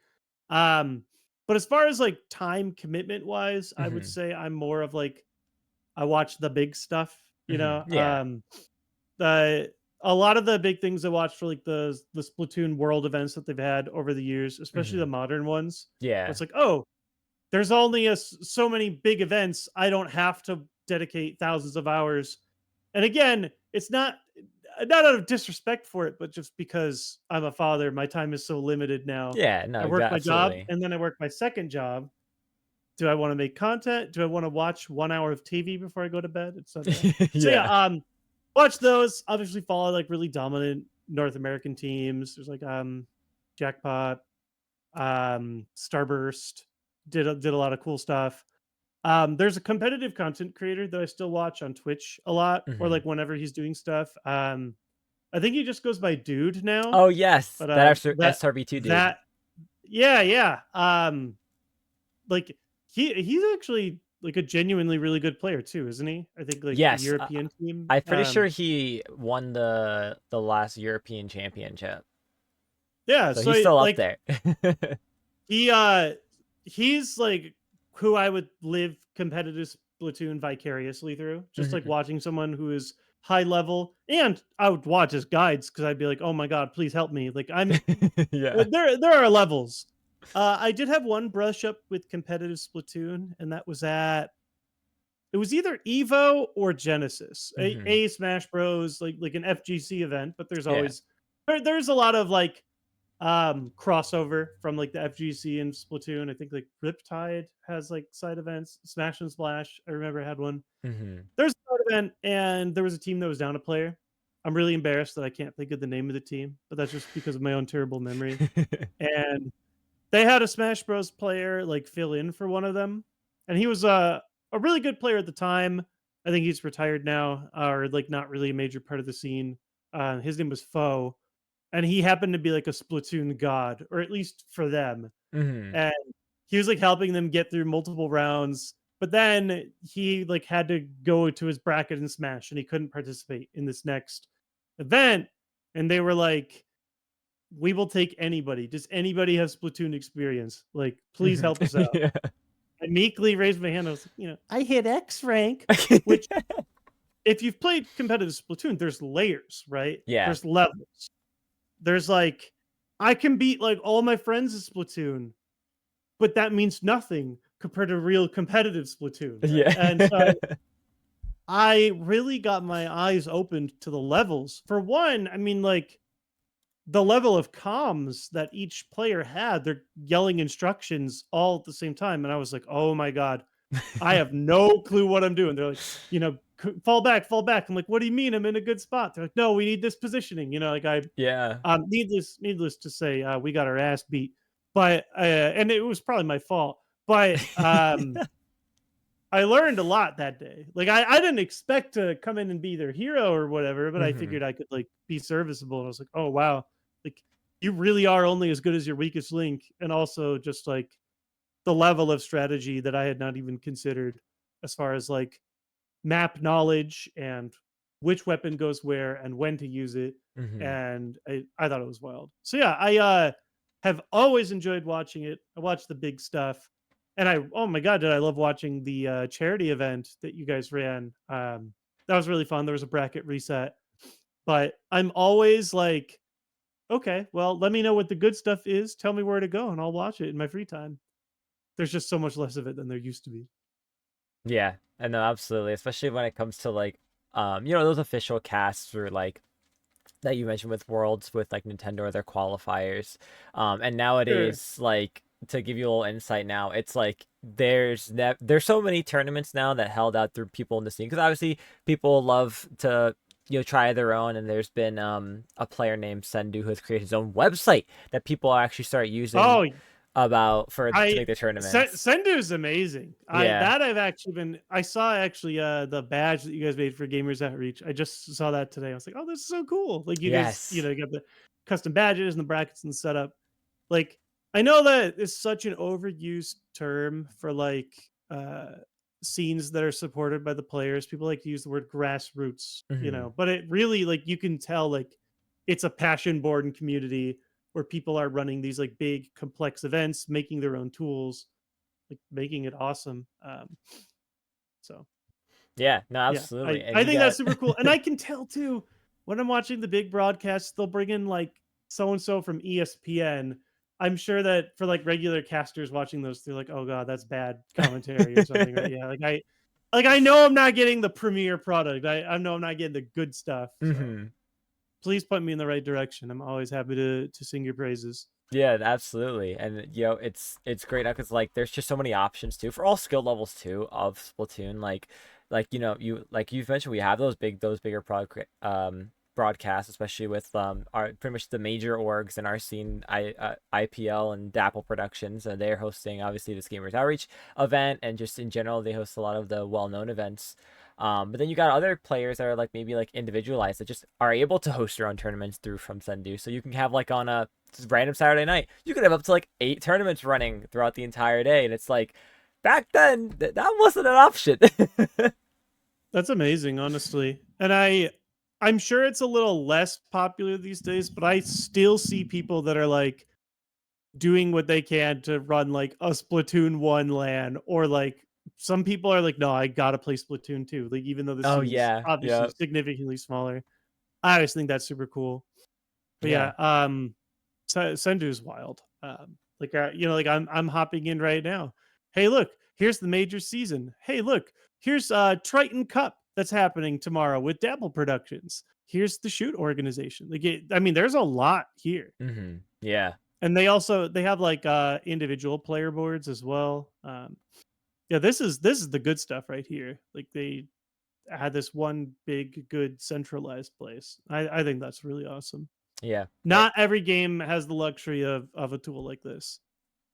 Yeah, and it makes it so much easier and helpful too for a lot of beginner players too. You know what I mean? Like I remember back when this was before Sendu really popped off with their website. But there was I pretty much like threw together a guide because that's kind of what sparked me really building into content was like what's something I wish I had when I got into like competitive, and that was a guide to getting into competitive. And I look back at it sometimes and I'm like, I think I released it right before Splatoon 3 release, or right at the release of Splatoon 3. And I just like look at the resources then to compared to now, and it's like, wow, so much has changed. So much has gotten more simpler. It's more available. Oh Like, yeah. It's incredible. I feel like 3 really I'm trying to pinpoint what it was, but I feel like 3 very specifically opened the door for, like, Splatoon as, like, a legit force. I don't know if Mhm. it's, like, the net code got a little better or just people's in general, like, their language, like, esports as a whole Yeah. got significantly larger from the time of 2 to 3. Mhm. Um Maybe I'm biased. Am I wrong in thinking like the 3 is a more competitively balanced game? It I just felt definitely like there was is. yeah. Like, I know right now, like, because obviously, like every other game, or like most games, Splatoon does have a meta. Yeah. A lot of I've seen a lot of top players that we have in our scene, comment that like the meta right now, in our scene after maybe almost I think what we're like half a year, close to a year of Nintendo really stopping the support of adding new content to change things up with Yeah, weapons and stuff. So, the meta's in a I'm sure comfortable that's where spot. you'll finally yeah, I mean, that's how you wanna end your game, right? Yeah. Where you're not in like, I mean, I see games like, Smash Ultimate, which is like one of the absolute biggest of this type, of like a competitive Nintendo game that's still mostly supported on like grassroots and not the org themselves. Hmm. Um, a lot of people would argue like Ultimate's in a terrible spot, where they're left off with like really, really broken characters that people don't like to watch. There's still obviously room for like people that can defy the meta. It's always and people are going to learn more over the years. But Yeah. I think a lot of people are unhappy with the state that that game is in. So, but meanwhile, I feel like Splatoon people are like, oh yeah, like let's go. Like I still am seeing growth and I'm seeing new events and I feel like everybody that comes back to Splatoon is like, oh yeah, this is as good as I remember. This is a Yeah. lot of fun. Which is, I mean, I even talk with you guys. I'm like, okay, well, I got to boot up and play a little bit, right? Let's see what I still got. Yeah. Mm. Speaking of like booting it back up, what weapons do you enjoy playing the most in Splatoon? All right, so I'm a very particular type of player when it Okay. comes to these kinds of games. I pick one thing that I like, and I only play that and nothing else. Okay. With Monster Hunter, like since 2002, I played Greatsword with Monster Hunter, and I only play Greatsword the entire time. They're making new weapons every game. You can play. I don't know if you played Monster Hunter at all or familiar whatsoever. It's Hmm. like I'm I'm familiar a still new little game bit. came out. Greatsword only. So for me, my Greatsword of Splatoon is the 52 gal. It's just like a Okay. nice now, I am fortunate in that it's been a solid or even top tier weapon from what I understand. I think it's been a competitively viable weapon in every single game, which is nice. Maybe that's part of the reason, but I think it's just it's simple. I know what I'm getting. Yeah. It hits like a tank at close range, but it's still it's somewhat of an all rounder. It's not like deep range, but I know what I'm getting into. I like the feel of like that automatic weapon. It gives me a lot of opportunity for movement because you do have to like outmaneuver to get good shots in. Yeah. But I love the thing. I just love that visceral feeling of like two ink blobs like and then you're dead. Yeah. Um I there were other ones like I'll use other weapons that are similar. I am like lame like that where I like all of the automatic weapons. Hmm. If I'm not doing that, I'm doing like an end zap or the 96 gal. Ooh, spicy, right? I've tried so hard on the other stuff, even the dualies. I was like, man, I'm not vibing. Why? What's Hmm. happening? Um, like I'll do them all. I mean, you have to use them all for the campaigns, Yeah, so I'll do that. absolutely. But like if I'm playing multiplayer, I think it is at least helpful. Like, it's not good competitively. Like, you should be able to play more than one weapon. From what I understand, though, in Splatoon, you don't necessarily have to know them all. You can have like a specialist, right? That is like, Yeah. okay, They mean like mainly just um one weapon and they pretty much almost perfect it, like their gameplay for it. for sure, yeah. And I obviously depends on the weapon. I'm sure, like, I think is it NZAP that's really good, where it's like you can use that anywhere, Yeah, or is it like because stuff of like that? Or, tactical area. Yep. yeah, yeah. In S3. So, like there are weapons like that, but for a different game, like League of Legends, people would always like I had a friend who was the best in the world for a single character in League of Legends, and it doesn't matter if you're the best in the world at that, because in that game you can like ban a character from the other side. Like you Mhm. have to know all the characters, or like um yeah, you know how it is. I With other shooters, you might have to know all the weapons, but in this one, I can at least find something where I'm like, this pretty much works on every map. This is good enough. It's what I know, and I get to focus on movement, which I really like. Mhm. I can load up on your squid speeds or whatever, like just making sure that I can maneuver, and I think that that's something that I enjoy a lot. Yeah. Um, so yeah, boring answer, I guess. But man, I try everything else. Try the umbrellas. I'm like, no, this isn't good. There's been a lot of sloshers that have been good over the years, and like, but I don't like the play style. I Mhm. don't want to blob blobs. I don't want to. I will say in like other shooters, I enjoy snipers, but there's something about the charger style that does not feel like sniping in like a first person shooter. Mhm. So I couldn't get into chargers, but my regular 52 gal is like dependable. I like it. So that's, that's my go-to. Absolutely, I love it. As a shooter player myself, that's one of the few shooters I've picked up. That and splatter shot, obviously, can't go wrong with a good old splatter shot. Oh, sure. Yeah. I mean, I shouldn't say they're all the same. That's probably a super like uninformed thing to say to like a competitive Splatoon player. Honestly, Like, to a lot of hey, competitive, a like shooter's a two shooter, shooters. so Yeah. you're right on the money. Sure. Yeah, yeah, exactly. Yeah. I like shooting. It's like simple. I think it's also like for inking turf, I know exactly what I'm getting. I point in this direction, I spray and pray, right? Yeah. It all comes together. So, um, yeah. Awesome. How have you felt about the new tech that were released for Splatoon 3? So like the squid surge, the squid roll, because those were Oh, newly I mean, introduced. oh yeah. I mean, good, right? Like Yeah. more movement option. Like the best thing about Splatoon is the movement options, and it's Hmm. like, oh hey, cool, we added new awesome movement options. I do think like some of them, like if there've been like more balanced patches, maybe I need to reinform myself. I haven't been able to play for I'd say 8 to 12 months. Hmm. Um, there are some where I'm like, okay, like this type of movement is a little overpowered. It starts to feel like wave dashing in melee or something. Where it's like, okay, I need to Oh know yeah. this. It's hurting my hands to constantly, Yeah. like do my rolls at every single opportunity. But I mean, I it feels good. Like they found ways to just make swimming through the ink, jumping through it, changing directions, like that's the appeal of Splatoon over other shooters, I feel like. Hmm. Especially because it's one of the only third person shooters. Um I mean, what else is there? That's like third person and running now.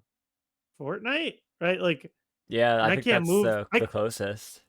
I can't move in Fortnite like I can in Splatoon. Yeah. I can't. You can what is Yeah. it? You could slide, but that's about it. Yeah, right. I can't bounce off the walls, with like brief periods of invulnerability and Yeah. sprint up the walls and stuff. There now, don't get me wrong. There's like all kinds of impressive like micro managing you can do with building and stuff. I'm not good at Fortnite at all. I mean, you couldn't even really say I'm good at Splatoon either, but like it's just not a style of gameplay that I have fun with. I will say for Splatoon, like a lot of games I'll drop if I'm not good at them. I Hmm. do have like a competitive nature because I've been like a esports like gamer. I guess card games aren't exactly esports, but they're adjacent, right? Yeah. So like if I'm not good at something, I usually drop it. But I find that even when I lose in Splatoon, I'm having a good time, which I Hmm. feel like is like the mark for a good game. Now, don't get me wrong, because it's team based. I'll get in plenty of games where I'm like, oh, my teammates, what are you doing? I don't.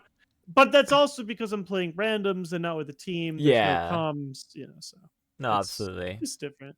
I will say they need to make it easier for me to have more like preset things that I can say if I'm playing like non-verbally with Hmm. other players. Let me use that whole D-pad. Let me load Yeah. up like extra, come here, fall back, whatever. Like more specific stuff. We can learn the lingo. Yeah, it's They have absolutely. yeah. Not just your this way and booyah. Yeah, exactly. It's not useful. I know, like modern shooters too are adding a lot of things where it's like you create a waypoint and everybody can see that. Like there's Hmm. more nonverbal ways to speak. Nintendo has always been way, way, way far behind though when it comes to communications. Hmm. Um, I don't know if you saw the Switch 2 announcement stuff or not, but like, Yes, I'd have, they're like, yeah. oh, we just added the Discord button, or whatever. So it's like, Yeah, but at this point they might as well with how they what the Switch 2 now also has just a built-in microphone on it too that you don't even need like a to plug in a yeah, headset. I mean that could be nice. I'm always, I'm kind of like I get social anxiety when it comes to like playing with total randos. I'm like, ooh, do I want to talk to you? Do I want to Yeah. have the mic on? It depends on the game too. Like, Yeah, absolutely. I so it depends, but for something like Splatoon, like yeah, you need to be able to talk somehow. So at least they're doing this versus like the really horrible half-assed way where it's like use the phone app where you can call your friends. Like, no, I'm not doing that. Yeah. I I have to play on my PC with Discord on the side. So this might alleviate that, and that would be nice. Yeah, and honestly, speaking of the Switch 2, that was one of the questions I did have on here. What are your overall thoughts about the Switch 2? This will switch gears probably for one of the last times. Ah, we'll But switch gears. Yeah, sorry for taking you over time. no, you're fine. This But is my thing is like, you know what? This can go as long or as short as you'd prefer or as just the flow goes. Switch 2. Mostly positive, I would Hmm. say. I mean, it's been so long since the last Nintendo console, and Yeah. I'm like, even though I've stressed, like, I play on so many other consoles, I'm not a Nintendo locked guy, Hmm. despite how people know my content. I still buy every Nintendo console. This is the first one. This is just from my life perspective where I'm like, Hmm. ooh, I don't know if I need to buy it. I Yeah. don't need it for content. That said, it comes out on my wife and I's 10th anniversary. Like Oh, June very 5th is nice. literally our 10th anniversary. So we're like, oh well, maybe we can pretend to justify the high cost by we're this is our anniversary gift to each other. Yeah. $450 is a lot Hmm. for what it offers. I think it's a little high. And then you hear like, oh yeah, 70 and $80 games. Hmm. Okay. Yeah, like that's tougher. There's also a few other things where I'm like, oh, really? The lack of OLED screen for me is Hmm. actually a big deal. I hate that I have the eyes that I do, but I do. Hmm. I see the difference for an OLED screen. I see the difference when it's a 60 frames or 120 frames, So like I hate that I see it. I wish I could unsee it. I wish I could be blind to it, but like Yeah. I know when I go from my Switch OLED to my LCD Switch 2, I don't care what HDR you put on it. I play most of my games portably, and I'm gonna see that that screen is still not as good, and that's gonna Hmm. bother me. Yeah. Um, Same thing happened to me. I own a Steam Deck, and I had the Steam Deck and the Switch OLED, and immediately as I boot up the Steam Deck, I'm like, "Oh, I see the difference. No, still a great device." But then, Yeah. of course, like a year or two later, they come up with the Steam Deck OLED. I'm like, "Damn it!" Like I here I'm back to square one. Yeah. So now it is. I'm left with that annoying like, all right, you got me. I'm probably buying the Switch 2, and then you're gonna come out with the Switch 2 OLED in a year or two, and I'm Yeah. gonna feel real dumb. But that said, getting past most of the negative stuff, there are a lot of things that I think are really interesting. I It's a little bit bigger, which is great. I Hmm. have quite oversized hands, so for me, even like you know, I'll take the biggest console I can. A Joy-Con Absolutely. is Joy-Con especially, man. Oh, I dude, that just thing like is tiny. I know it's killing me. Yeah. Um, I was really into competitive speedrunning for Mario Odyssey when it was new. Oh, okay. And Yeah. I started on the Pro controller, but then all this advanced tech came out. Of course, it's a motion controls thing where it was like there's some stuff that you can only do with the Joy-Con. I was like, "Oh my god, this is like hurting my hands too much. Mhm. They're too small." Yeah. Um, so I'm excited for slightly bigger Joy Cons. I'm excited for some of their dedicated pushes to things like better frame rate, better resolution, etc. Mhm. I'm sure from my experience with like Nintendo games, the ones that are going to look the best are going to be the ones that Nintendo makes. Uh-huh. Absolutely. The third party games, I don't think I'm cranking out 120 frames per second when I'm playing Cyberpunk or whatever. Yeah. Some of that footage looked a little rougher. I can never tell with that preview stuff. I'm like, Mhm. It's does always this they make it actually hard to look tell, that? I swear. I'm like, is this actually look that bad, or was that what the company decided to submit for like their footage? You know, it looked just atrocious though. Mhm. Was the video calling Yes! where I was gonna the say, give up screens of the props for sharing that, because that was yeah insane. yeah I was like I would never like I would show like a screenshot. I would never be like, hey, Yeah. look, here's our Discord calls, but the when you watch other people's gameplay, it's at like 3 frames per second. They Yes. really focused on it too. They were like, you For a can watch your while. friends, you can watch your friend's screen. I think it was. I don't know if it was for everybody, but for you when you watched it live, was it the audio also desynced? Yes! Um, It was by, like, it's like, a second and a half or a half a second. It was yeah. bothering me so Oh, much. but yeah, I was like, what incredible irony that this segment is bugged when you're talking about video calls. Like, um, it didn't look great. That like just that part. But I know like what Nintendo can do when they have their own dedicated hardware. They go all out. Mhm. Case in point, Splatoon 3 looks great, runs extremely smooth. Like frame drops are very rare in that. I've seen a lot of people being like, "Oh, awesome! Like we have a 120 frames per second shooter coming up." Mhm. Maybe. I mean, anything to give you that like extra piece of precision. Like if you've played shooters, that's gonna feel great. Um, Titles wise, I guess it's not really hardware, but titles wise, they made that direct for me. They made it for me specifically. Um, Kirby Air Ride blew my mind. Like Yeah. when they show Kirby tapping away at the warp star. I'm sitting here next to him, like, no way. There's no way. I'm excited for Sakurai to finally be out of Smash Bros. Prison. Yeah. That dude loves making games, and I think he's gonna love making a game for his baby more than anything else. Air Ride's just also a super great, super underrated game. Also a game that has its own like crazy grassroots scene.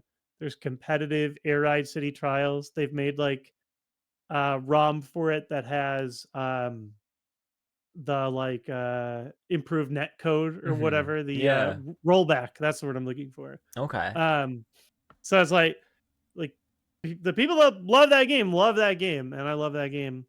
I'm also one of the biggest FromSoft fans in the world, so I could not believe that there's some wild new Bloodborne esque. I don't. There's some weird multiplayer elements. We don't know a lot about it. All I know is that Miyazaki's making a FromSoft game, and for some insane reason, it's a Switch exclusive. So they got me. They got me again. They did this with the PlayStation when the PlayStation 5 dropped. It was like, hey, we're bringing back Demon Souls only on PlayStation 5. And I was like, I cannot believe I have to. Like, I normally like to wait on a console unless they got the thing that forces me to get it. Yeah. Um, Mario Kart looks awesome. Not much more to say about that. Like, big, big open world racing looks cool. 24 people racing at a time. That's going to be great. I don't know if if you're a big Mario Kart guy or if you've spent a long time analyzing what's out there. Like, Mhm. but they really went full like everyone is here Yes, with they it. did. Like, Yes. you could play as the Enemy. cow. You Yes. know, The yeah, cat. I yeah. remember. I think my favorite one I saw was that you could play as the what's the character? The one from Mario Sunshine. Um. Oh yeah, the duck thing. Yes, the doctor. Yeah, Yeah. yeah, yeah. I saw I that. love that. They got all the costumes and stuff. It's like, okay, yeah, I like that. I think I was most impressed just what I saw visually by the Donkey Kong game. Oh I yes. just not only visually, but the way that the levels were designed, the way the cutscenes look. I would be shocked. I would be shocked. I'm not going to put money down. We'll put. I'll put my invisible Splatoon my shells currency down. I will I will sacrifice my re rolls for saying that I guarantee the dev team behind that game was the dev team that they used for Mario Odyssey. Yeah, I see. I It know exactly what you mean. was it. It's like what is it? Nintendo like Tokyo EAD or what? I'm maybe messing up a letter here, but But it's that one of the it just teams, yeah. yeah looked a lot like that. Looked really good. I'm very excited for that. I just love a good like single player adventure. So Mhm. like games wise, for me, the exclusives are kind of like what I need to own a console because if there's not exclusives, I don't need the new console per se, like unless it's bringing groundbreaking tech. Yeah. So they got me with enough of those. I'm a little sad that it's going to cost more money. Yeah. Video games have been in this very fortunate position where they've been somewhat inflation proof forever. People don't remember this, but I just pulled up an old magazine. There were $70 games on the Super Nintendo, back in Mhm. 94 or whatever, 96. Video games cost that much always, or they were more. And only now is that crack finally starting to break. Mhm. Um, as someone that is like trying to be as fiscally responsible as possible, I actually buy games less than ever. I'm lucky enough where all my local libraries have games. Okay. So I put myself on the list where saying like, hey, I want this game. And 9 times out of 10, like the longest I have to wait is a week or two. I'm like, hey, here you go. Most games I can do what I wanted to do with it in a week or two. I give it back. It cost me $0. Like that's the best. Mhm. That is the reason I'm still able to play games today as like a dad, where I'm supposed to be allocating my money to the child. It's like, okay, Yeah. well, yeah, but I'm gaming for free. So I'm praying that the Switch 2 will be supported by my local library system. Also, if you're watching this or listening to this, support your local library. You will have your mind blown. There's so many more things than just books that they offer now, whether that's like technology or tools that you can rent or free like ebooks or podcasts or movies or games. Like there's a lot. Oh man, and manga. If you're a manga reader, that's the place to go now these days. I like the tactile stuff. I know that people like watching, the Shonen Jump app or whatever. I'm all about just like turning a page right to left. Just a good experience. Yeah. Um, sorry, I got totally off the switch too. Sorry, No, you're my fine. library rant is essential. So Absolutely. I'm not thrilled about the prospect of dropping 70, $80 on all these titles. Like that Mhm. is going to cost a lot. System's going to cost a lot. Um, there's some things about the tech where I'm like, man, if they give me an OLED, I wouldn't even be thinking about this. Like that Yeah. actually was a big deal to me. I hate that my eyes can see the true blacks, but because they can, whatever. That said, I'm also open to seeing like what people say. Like you said, the press stuff is just coming out today. People Mhm. are showing footage of like, hey, here's me playing it in my hands. Yeah. Here's how this feels. Here's how that feels. So I'm I'm open to what they have to share. I'm excited though. The Switch has felt a little bit technically underpowered, especially if you play a game that Nintendo didn't develop themselves, like Mhm. maximizing their console that's running on like a phone graphics card. Um, it's still like I still feel like we're gonna get to the point where it's like, man, the Switch 2 is underpowered too. Mhm. But I'm hoping that it's enough. Like, I feel like the big litmus test for them is like, can GTA 6 run on the Switch 2? I'm not sure. I'm not sure if it's got what it takes. Some I know that they're really relying on that like AI based like upscaling technology, or it makes things really blurry. There's a Yeah. word for it, and I can't think of it. But I'm curious. That said, like I shouldn't be able to play games so much better on my Steam Deck versus my Switch. That Mhm. feels bad. Monster Hunter Rise is like the number one example where like that game was like a stable 25 frames per second, and then it's like a clear 60 on the Steam Deck. Mhm. They're kind of doing that too, where they're like, oh, yeah, you can upgrade some of our old titles to make them not look like garbage.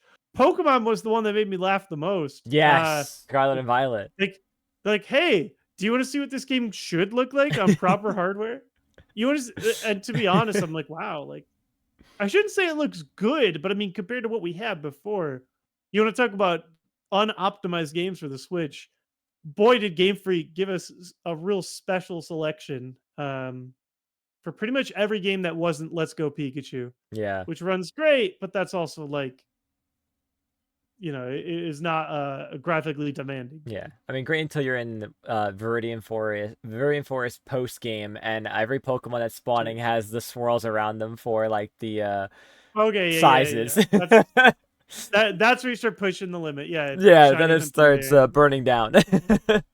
But yeah, it's and even then, right? It's like, really, guys? Like, now Hmm. that could just be Game Freak because there's some games I'll play on the Switch. They're so optimized and so beautiful. I'm like, wow, you guys crushed it. Yep. And then you'll play something, especially third party stuff. Some of it is just like unplayable. I think is Borderlands. I know Borderlands 4 is on the Switch. Is Borderlands like the other Borderlands games on the Switch? I just remember hearing about something. I know personally, like it was on sale. It was like last year's NBA 2K or something. What many years ago. Hmm. We'll say it was 2K19 or something. And it just was just an abomination. I'd like press a button and the input lag was like a full second, which like imagine playing Splatoon with input lag of a second or something. It'd Yeah, just be that's horrible. Like insane. Yeah, it unplayable and practically. yeah, it was an unplayable experience. So I'm hoping for a little more of that. Like, can I just play every third party game? I'm a big portable gamer. I love playing games in bed. Terrible habit, but I still love doing it. Hmm. Um, so the more good games that I can play that way are great. Not sure about the mouse thing though. That was I need to interesting. see it to do it. On paper, it does not look comfortable to use the Hmm. Joy-Con as a mouse. This is as someone like I literally just a month or two ago, I just had to have surgery for a like a tendon issue Hmm. from repeated mouse movement. I use the most ergonomic mouse possible. Like I can't hold regular mice anymore. Yeah. I have a it's called the hand shoe Oh, mouse. okay. Yeah, Like I've seen those. Yeah. um I love it. It feels great. But yeah, as far as like gaming goes, I mean, let me hold like that hurts. So for me, it's called it's a French word, so I'm gonna butcher the pronunciation. It's called decurvains, tenosini. It's like the word tendonitis, but it's Hmm. like tenosivitis or something. Anyway, Okay. Yeah. Yeah. it hurts when I move like my thumb across or like up and down like that, and I have to move my thumb across to hold like that feels god awful. There's Hmm. please tell me that I can use like my own mouse. Yeah. I did read in like their fine print for the webcam. It's like you can use your own webcam Yes. Yeah. It sometimes. has to be Um, USB-C, but you can use USB-C. any. Yeah. I've never used a USB-C webcam in my life. I now my questions are like one, do I just got to buy my own? I've seen. I mean, they're cheaper than theirs. Theirs is like $50. Hmm. Um, if I take a regular webcam and just use one of those little caps, that's like USB A or whatever to Oh C. yeah, like those adapters. Yeah. I have no clue. Does that work? Like, is all you need a camera? Either way, cheaper options than theirs exist. Hmm. But if they're saying you can use your own external that, can I use my own external mouse? Um, I also, funnily enough, they revealed that one game that's like a wheelchair basketball game, Yes, that we have to use and both the Joy Cons to like pushing a wheelchair. it's so funny. Everybody came to me with that game. I am a huge basketball like player and basketball fan. Hmm. Part of the reason why I got the wrist problems that I do. But and my favorite manga is about wheelchair basketball. It's called Real. It's from the creator of Slam Dunk. Hmm. If you have not read Real yet, just give it a shot. It's not 100% done yet, but enough of it is out there where you'll get something out of it. You'll learn about yourself in the process. So everybody's like, "Oh my god, they made a wheelchair basketball game for you." But I don't just that doesn't look good. Or that doesn't look natural. Yeah. Where am I rolling them against my legs? Like the do I need to be at a desk Yeah, with two like I is it imagine it's just gotta be on a desk because the way I've seen it, like at least from the direct, maybe I think I saw like one of the videos of an act like a creator, trying it out, and of course the setup they had for it was, well, a desk platform. Like I imagine it's gotta just be how it's similar to the actual sensor of of a normal mice, where like it works way better if you're on a flat platform. But like if you think about where most people have their switches, like on like a TV. You expect them yeah, to just sit on the exactly. floor or the bed? I mean, portable I'm a table. little Are they gonna sell Nintendo Switch portable yeah, tables? I feel like I would never make a game like with the mouse as a required tool, but there are others where it's useful, like with the shooter. Like I saw what they're doing with Metroid, for example. Mm-hmm. That does have very interesting implications for Splatoon, though. Like, will it be required to use a mouse for that extra level of precision? I've Yeah. always really liked the motion controls aspect of Mm-hmm. Splatoon. Yeah. I feel like it's pretty untaxing on the hands, and the level of precision is actually pretty good with motion. I like the gyro. I've always liked it.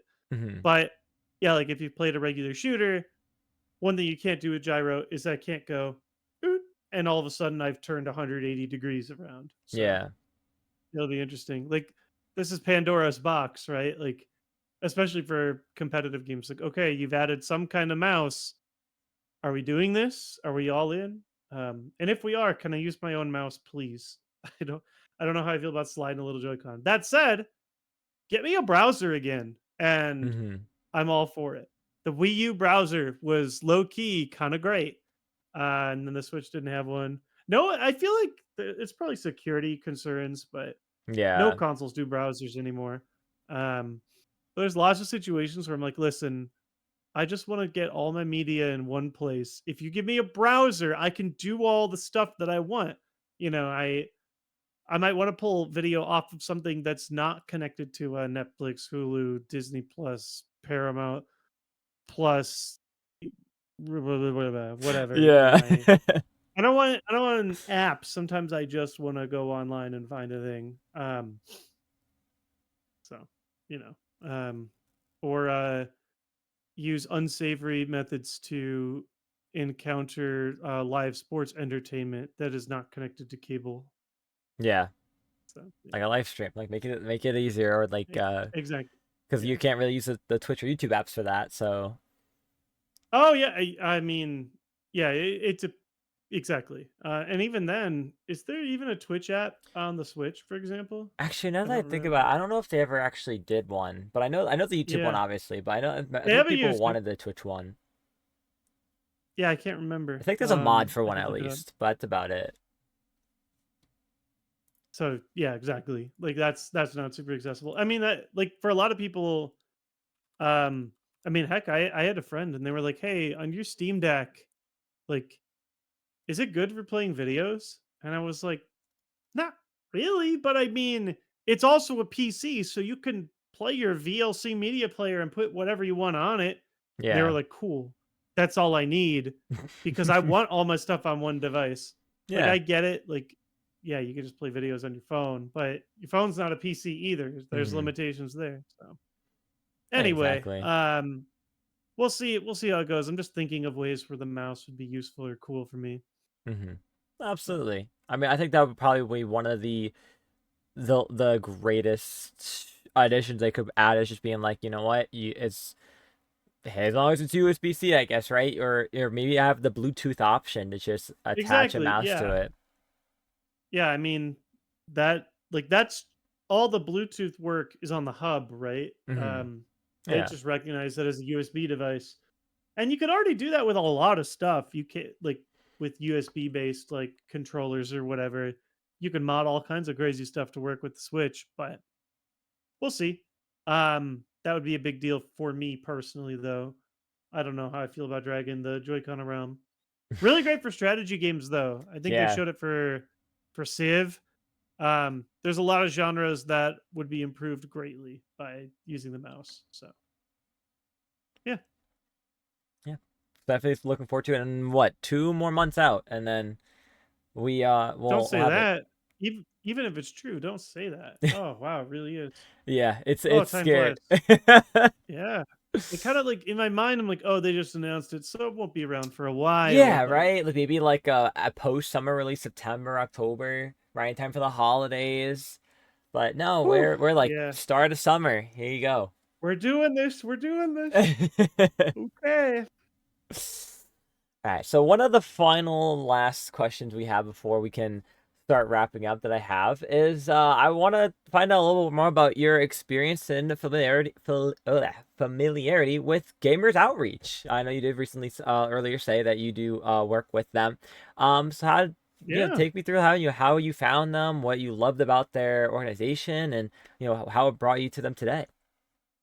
Absolutely. So yeah, that is my real career, and it's the reason that I've been introduced to you guys and working with you is through the charity events that we've run in the past. I run things through the talent team. I'm a talent manager over at Gamers Outreach. This is my third year working there, which has been a pretty wild experience. The main thing that we do is we try and bring more games and relaxation to kids and children's hospitals. It's a really scary, isolating place to be in a children's hospital. And the idea is to just bring a sense of normalcy to the situation, especially when you're a kid. Like, if you all of a sudden you have to spend a long period of time in a place that isn't your home, our goal is to make it more like a home or at least give you a distraction from what's going on. There's also a lot of situations where living in the hospital is a lot of people's lives. Hmm. They will spend their entire lives in a hospital or a good majority of it. And so we're just trying to make it as accessible and fun as possible through our love language, video games. Gamers Outreach has been around for a super long time. I've done stuff with them in the past or been a part of other people's charity streams that work with them. I really like the mission. The main thing, of course, they're not just handing out like consoles um, at hospitals. There's a lot of different levels of like approval you need to get and sanitation that's required for tech to be in hospitals. So they deliver things these kiosks called go karts. I know you know what a go kart is, Yeah. you know, but yeah. So I just found like the need to be really good. I've already told you about how like I just am a gamer. Like that's Hmm. just kind of my identity. So I Yeah. have we've all been there. We've all had a shitty day and playing a video game made it better or got our minds off of it or gave us people to talk with online, you know, Hmm. or gave us something to imagine, something to listen to, something that, you know, brings us to another world. So I love games and I even just at a base level, I like the idea of making gaming more accessible. Not everybody can afford a video game console in general, so the idea of like bringing games to people on their worst day, I feel like is pretty noble. There's obviously a lot of really important research and fundraising that's required for treatment. That's like the number one thing for people is you want to make sure that they're happy and healthy. But for a lot of people, like living in the hospital, it's a necessity. Like people are always going to need to come to hospitals for one reason or another. And for kids, just want to give them a better day. So Hmm. I love that. Um, when they were hiring for the first time a couple years ago, my wife sent me the thing.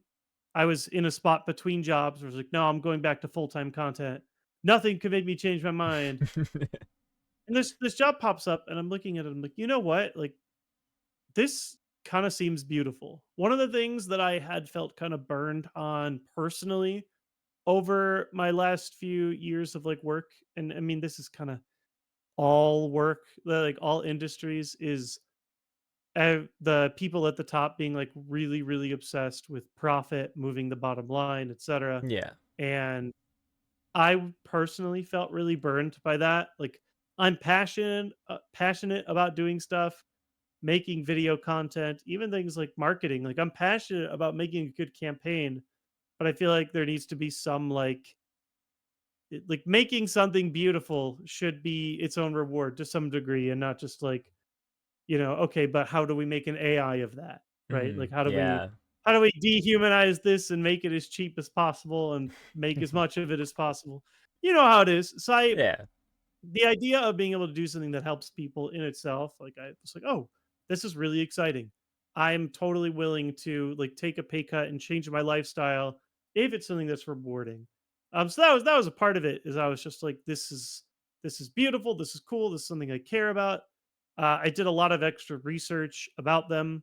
One thing about charity organizations that people don't know is that you can look up everybody's like financial information. Hmm. For every single charity organization. You can find their 990s and look through it. And everything I saw was like, oh, they're just super clean, small, cool, like tight knit. Gonna use that word again, grassroots organization. Um, their whole start off was back in like 2008. It was just a couple of kids who wanted to run like a Halo tournament at their school. And this is back when, it's like, ooh, video games with a boogeyman. Yeah. Some a some angry mom or dad called the cops and the cops shut it down. They were like, "No, you can't play a violent video game in our school." Um, so they were like so slighted by that that they're like, "What do you mean? Like video games are a great tool for like camaraderie, making the world a better place." So they're like, "Fine, we're gonna host our own LAN and we're gonna do it for charity instead, just to prove to you guys like video gaming can make good things happen. It's not like we don't play Halo because we're obsessed with killing each other. We play it because it's a fun game and it's a good community aspect. And Yeah. so that was sort of the start of it, was just that. And then they're like, okay, well, we're playing Halo, we got some recognition. Then they started working with Microsoft and they sort of creating some of those earlier like very early go-kart units where it's like, okay, well, what is a way that we can bring more games in? Now they have go-karts for all kinds of things, like all the video game consoles that you can run. They're even working on like PC based ones, etc. So just I think it's really cool bringing games to more people. That's what I'm all about. And I get to do it through my own personal like lens, my brand, which is content. Hmm. So my big thing is trying to find like, okay, who's putting out really cool streams, who's got great vibes, like what are the types of communities that we would love to, spread our message to. Ideally it's all of them, but I think because we work with children, you have to have a little bit more discretion of like finding like, okay, what's a cool spot for that. Obviously Splatoon became like a really early one for me where I was like, Hmm. this is perfect. This is a super cool, like it's competitive, but it's also something that is, a little more kid friendly. Not that we don't like for games, we support all kinds of games regardless of the age rating, but just seemed like a good match. Um Working with you guys was super cool. The tournament that you guys did for our HP for Heroes last year was like probably one of my highlights of 2024. That's Just a awesome. lot of fun. You guys are super great to work with, and the tournament was hyped too. Like whenever you get a bracket reset, it's like, oh, let's go. And I think it's obviously I think it's for a good cause. I wouldn't be working for them if I didn't, but Hmm. I just like being able to do my little part. It's all super cool seeing like the way that we've been able to expand. We hit a couple more countries every year, so it's not just North America. But I know, like in North America, they hit like, or in the United States, I know we're in something like 90-95% of the children's hospitals around. Oh, wow. So it's really exciting being able to tell somebody like, "Hey, have you been to a children's hospital? Do you know somebody who is? You might be able to find a go kart there," which I think is super cool. Even though my son isn't always there, when he was young, he had to go in and out of children's hospitals a lot. So it was also something that was like, close to me. Like I've seen the environments, I see what it's like. Hmm.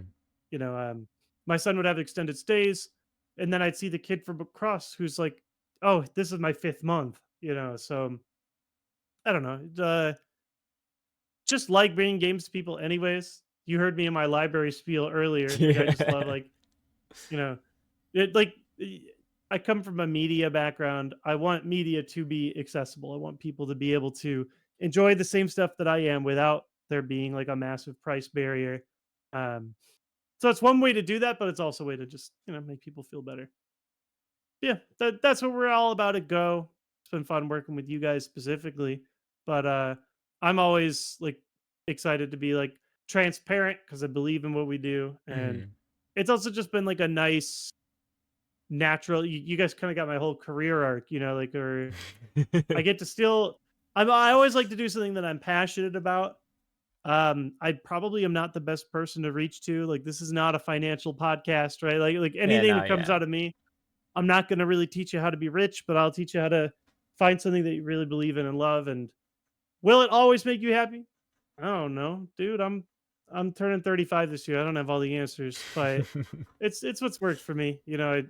Even if it's not your full career, like you should always have something that I feel like you just really like, man, I'm obsessed with this thing. I want to learn more about it. Meet the community and find, like what makes this thing cool. Find what make, gotta have something that really sparks joy. I feel like that's important. Yeah, no, absolutely. Jay I know Witz, I've taken you absolutely. way over time. I've taken It's myself way okay. over time.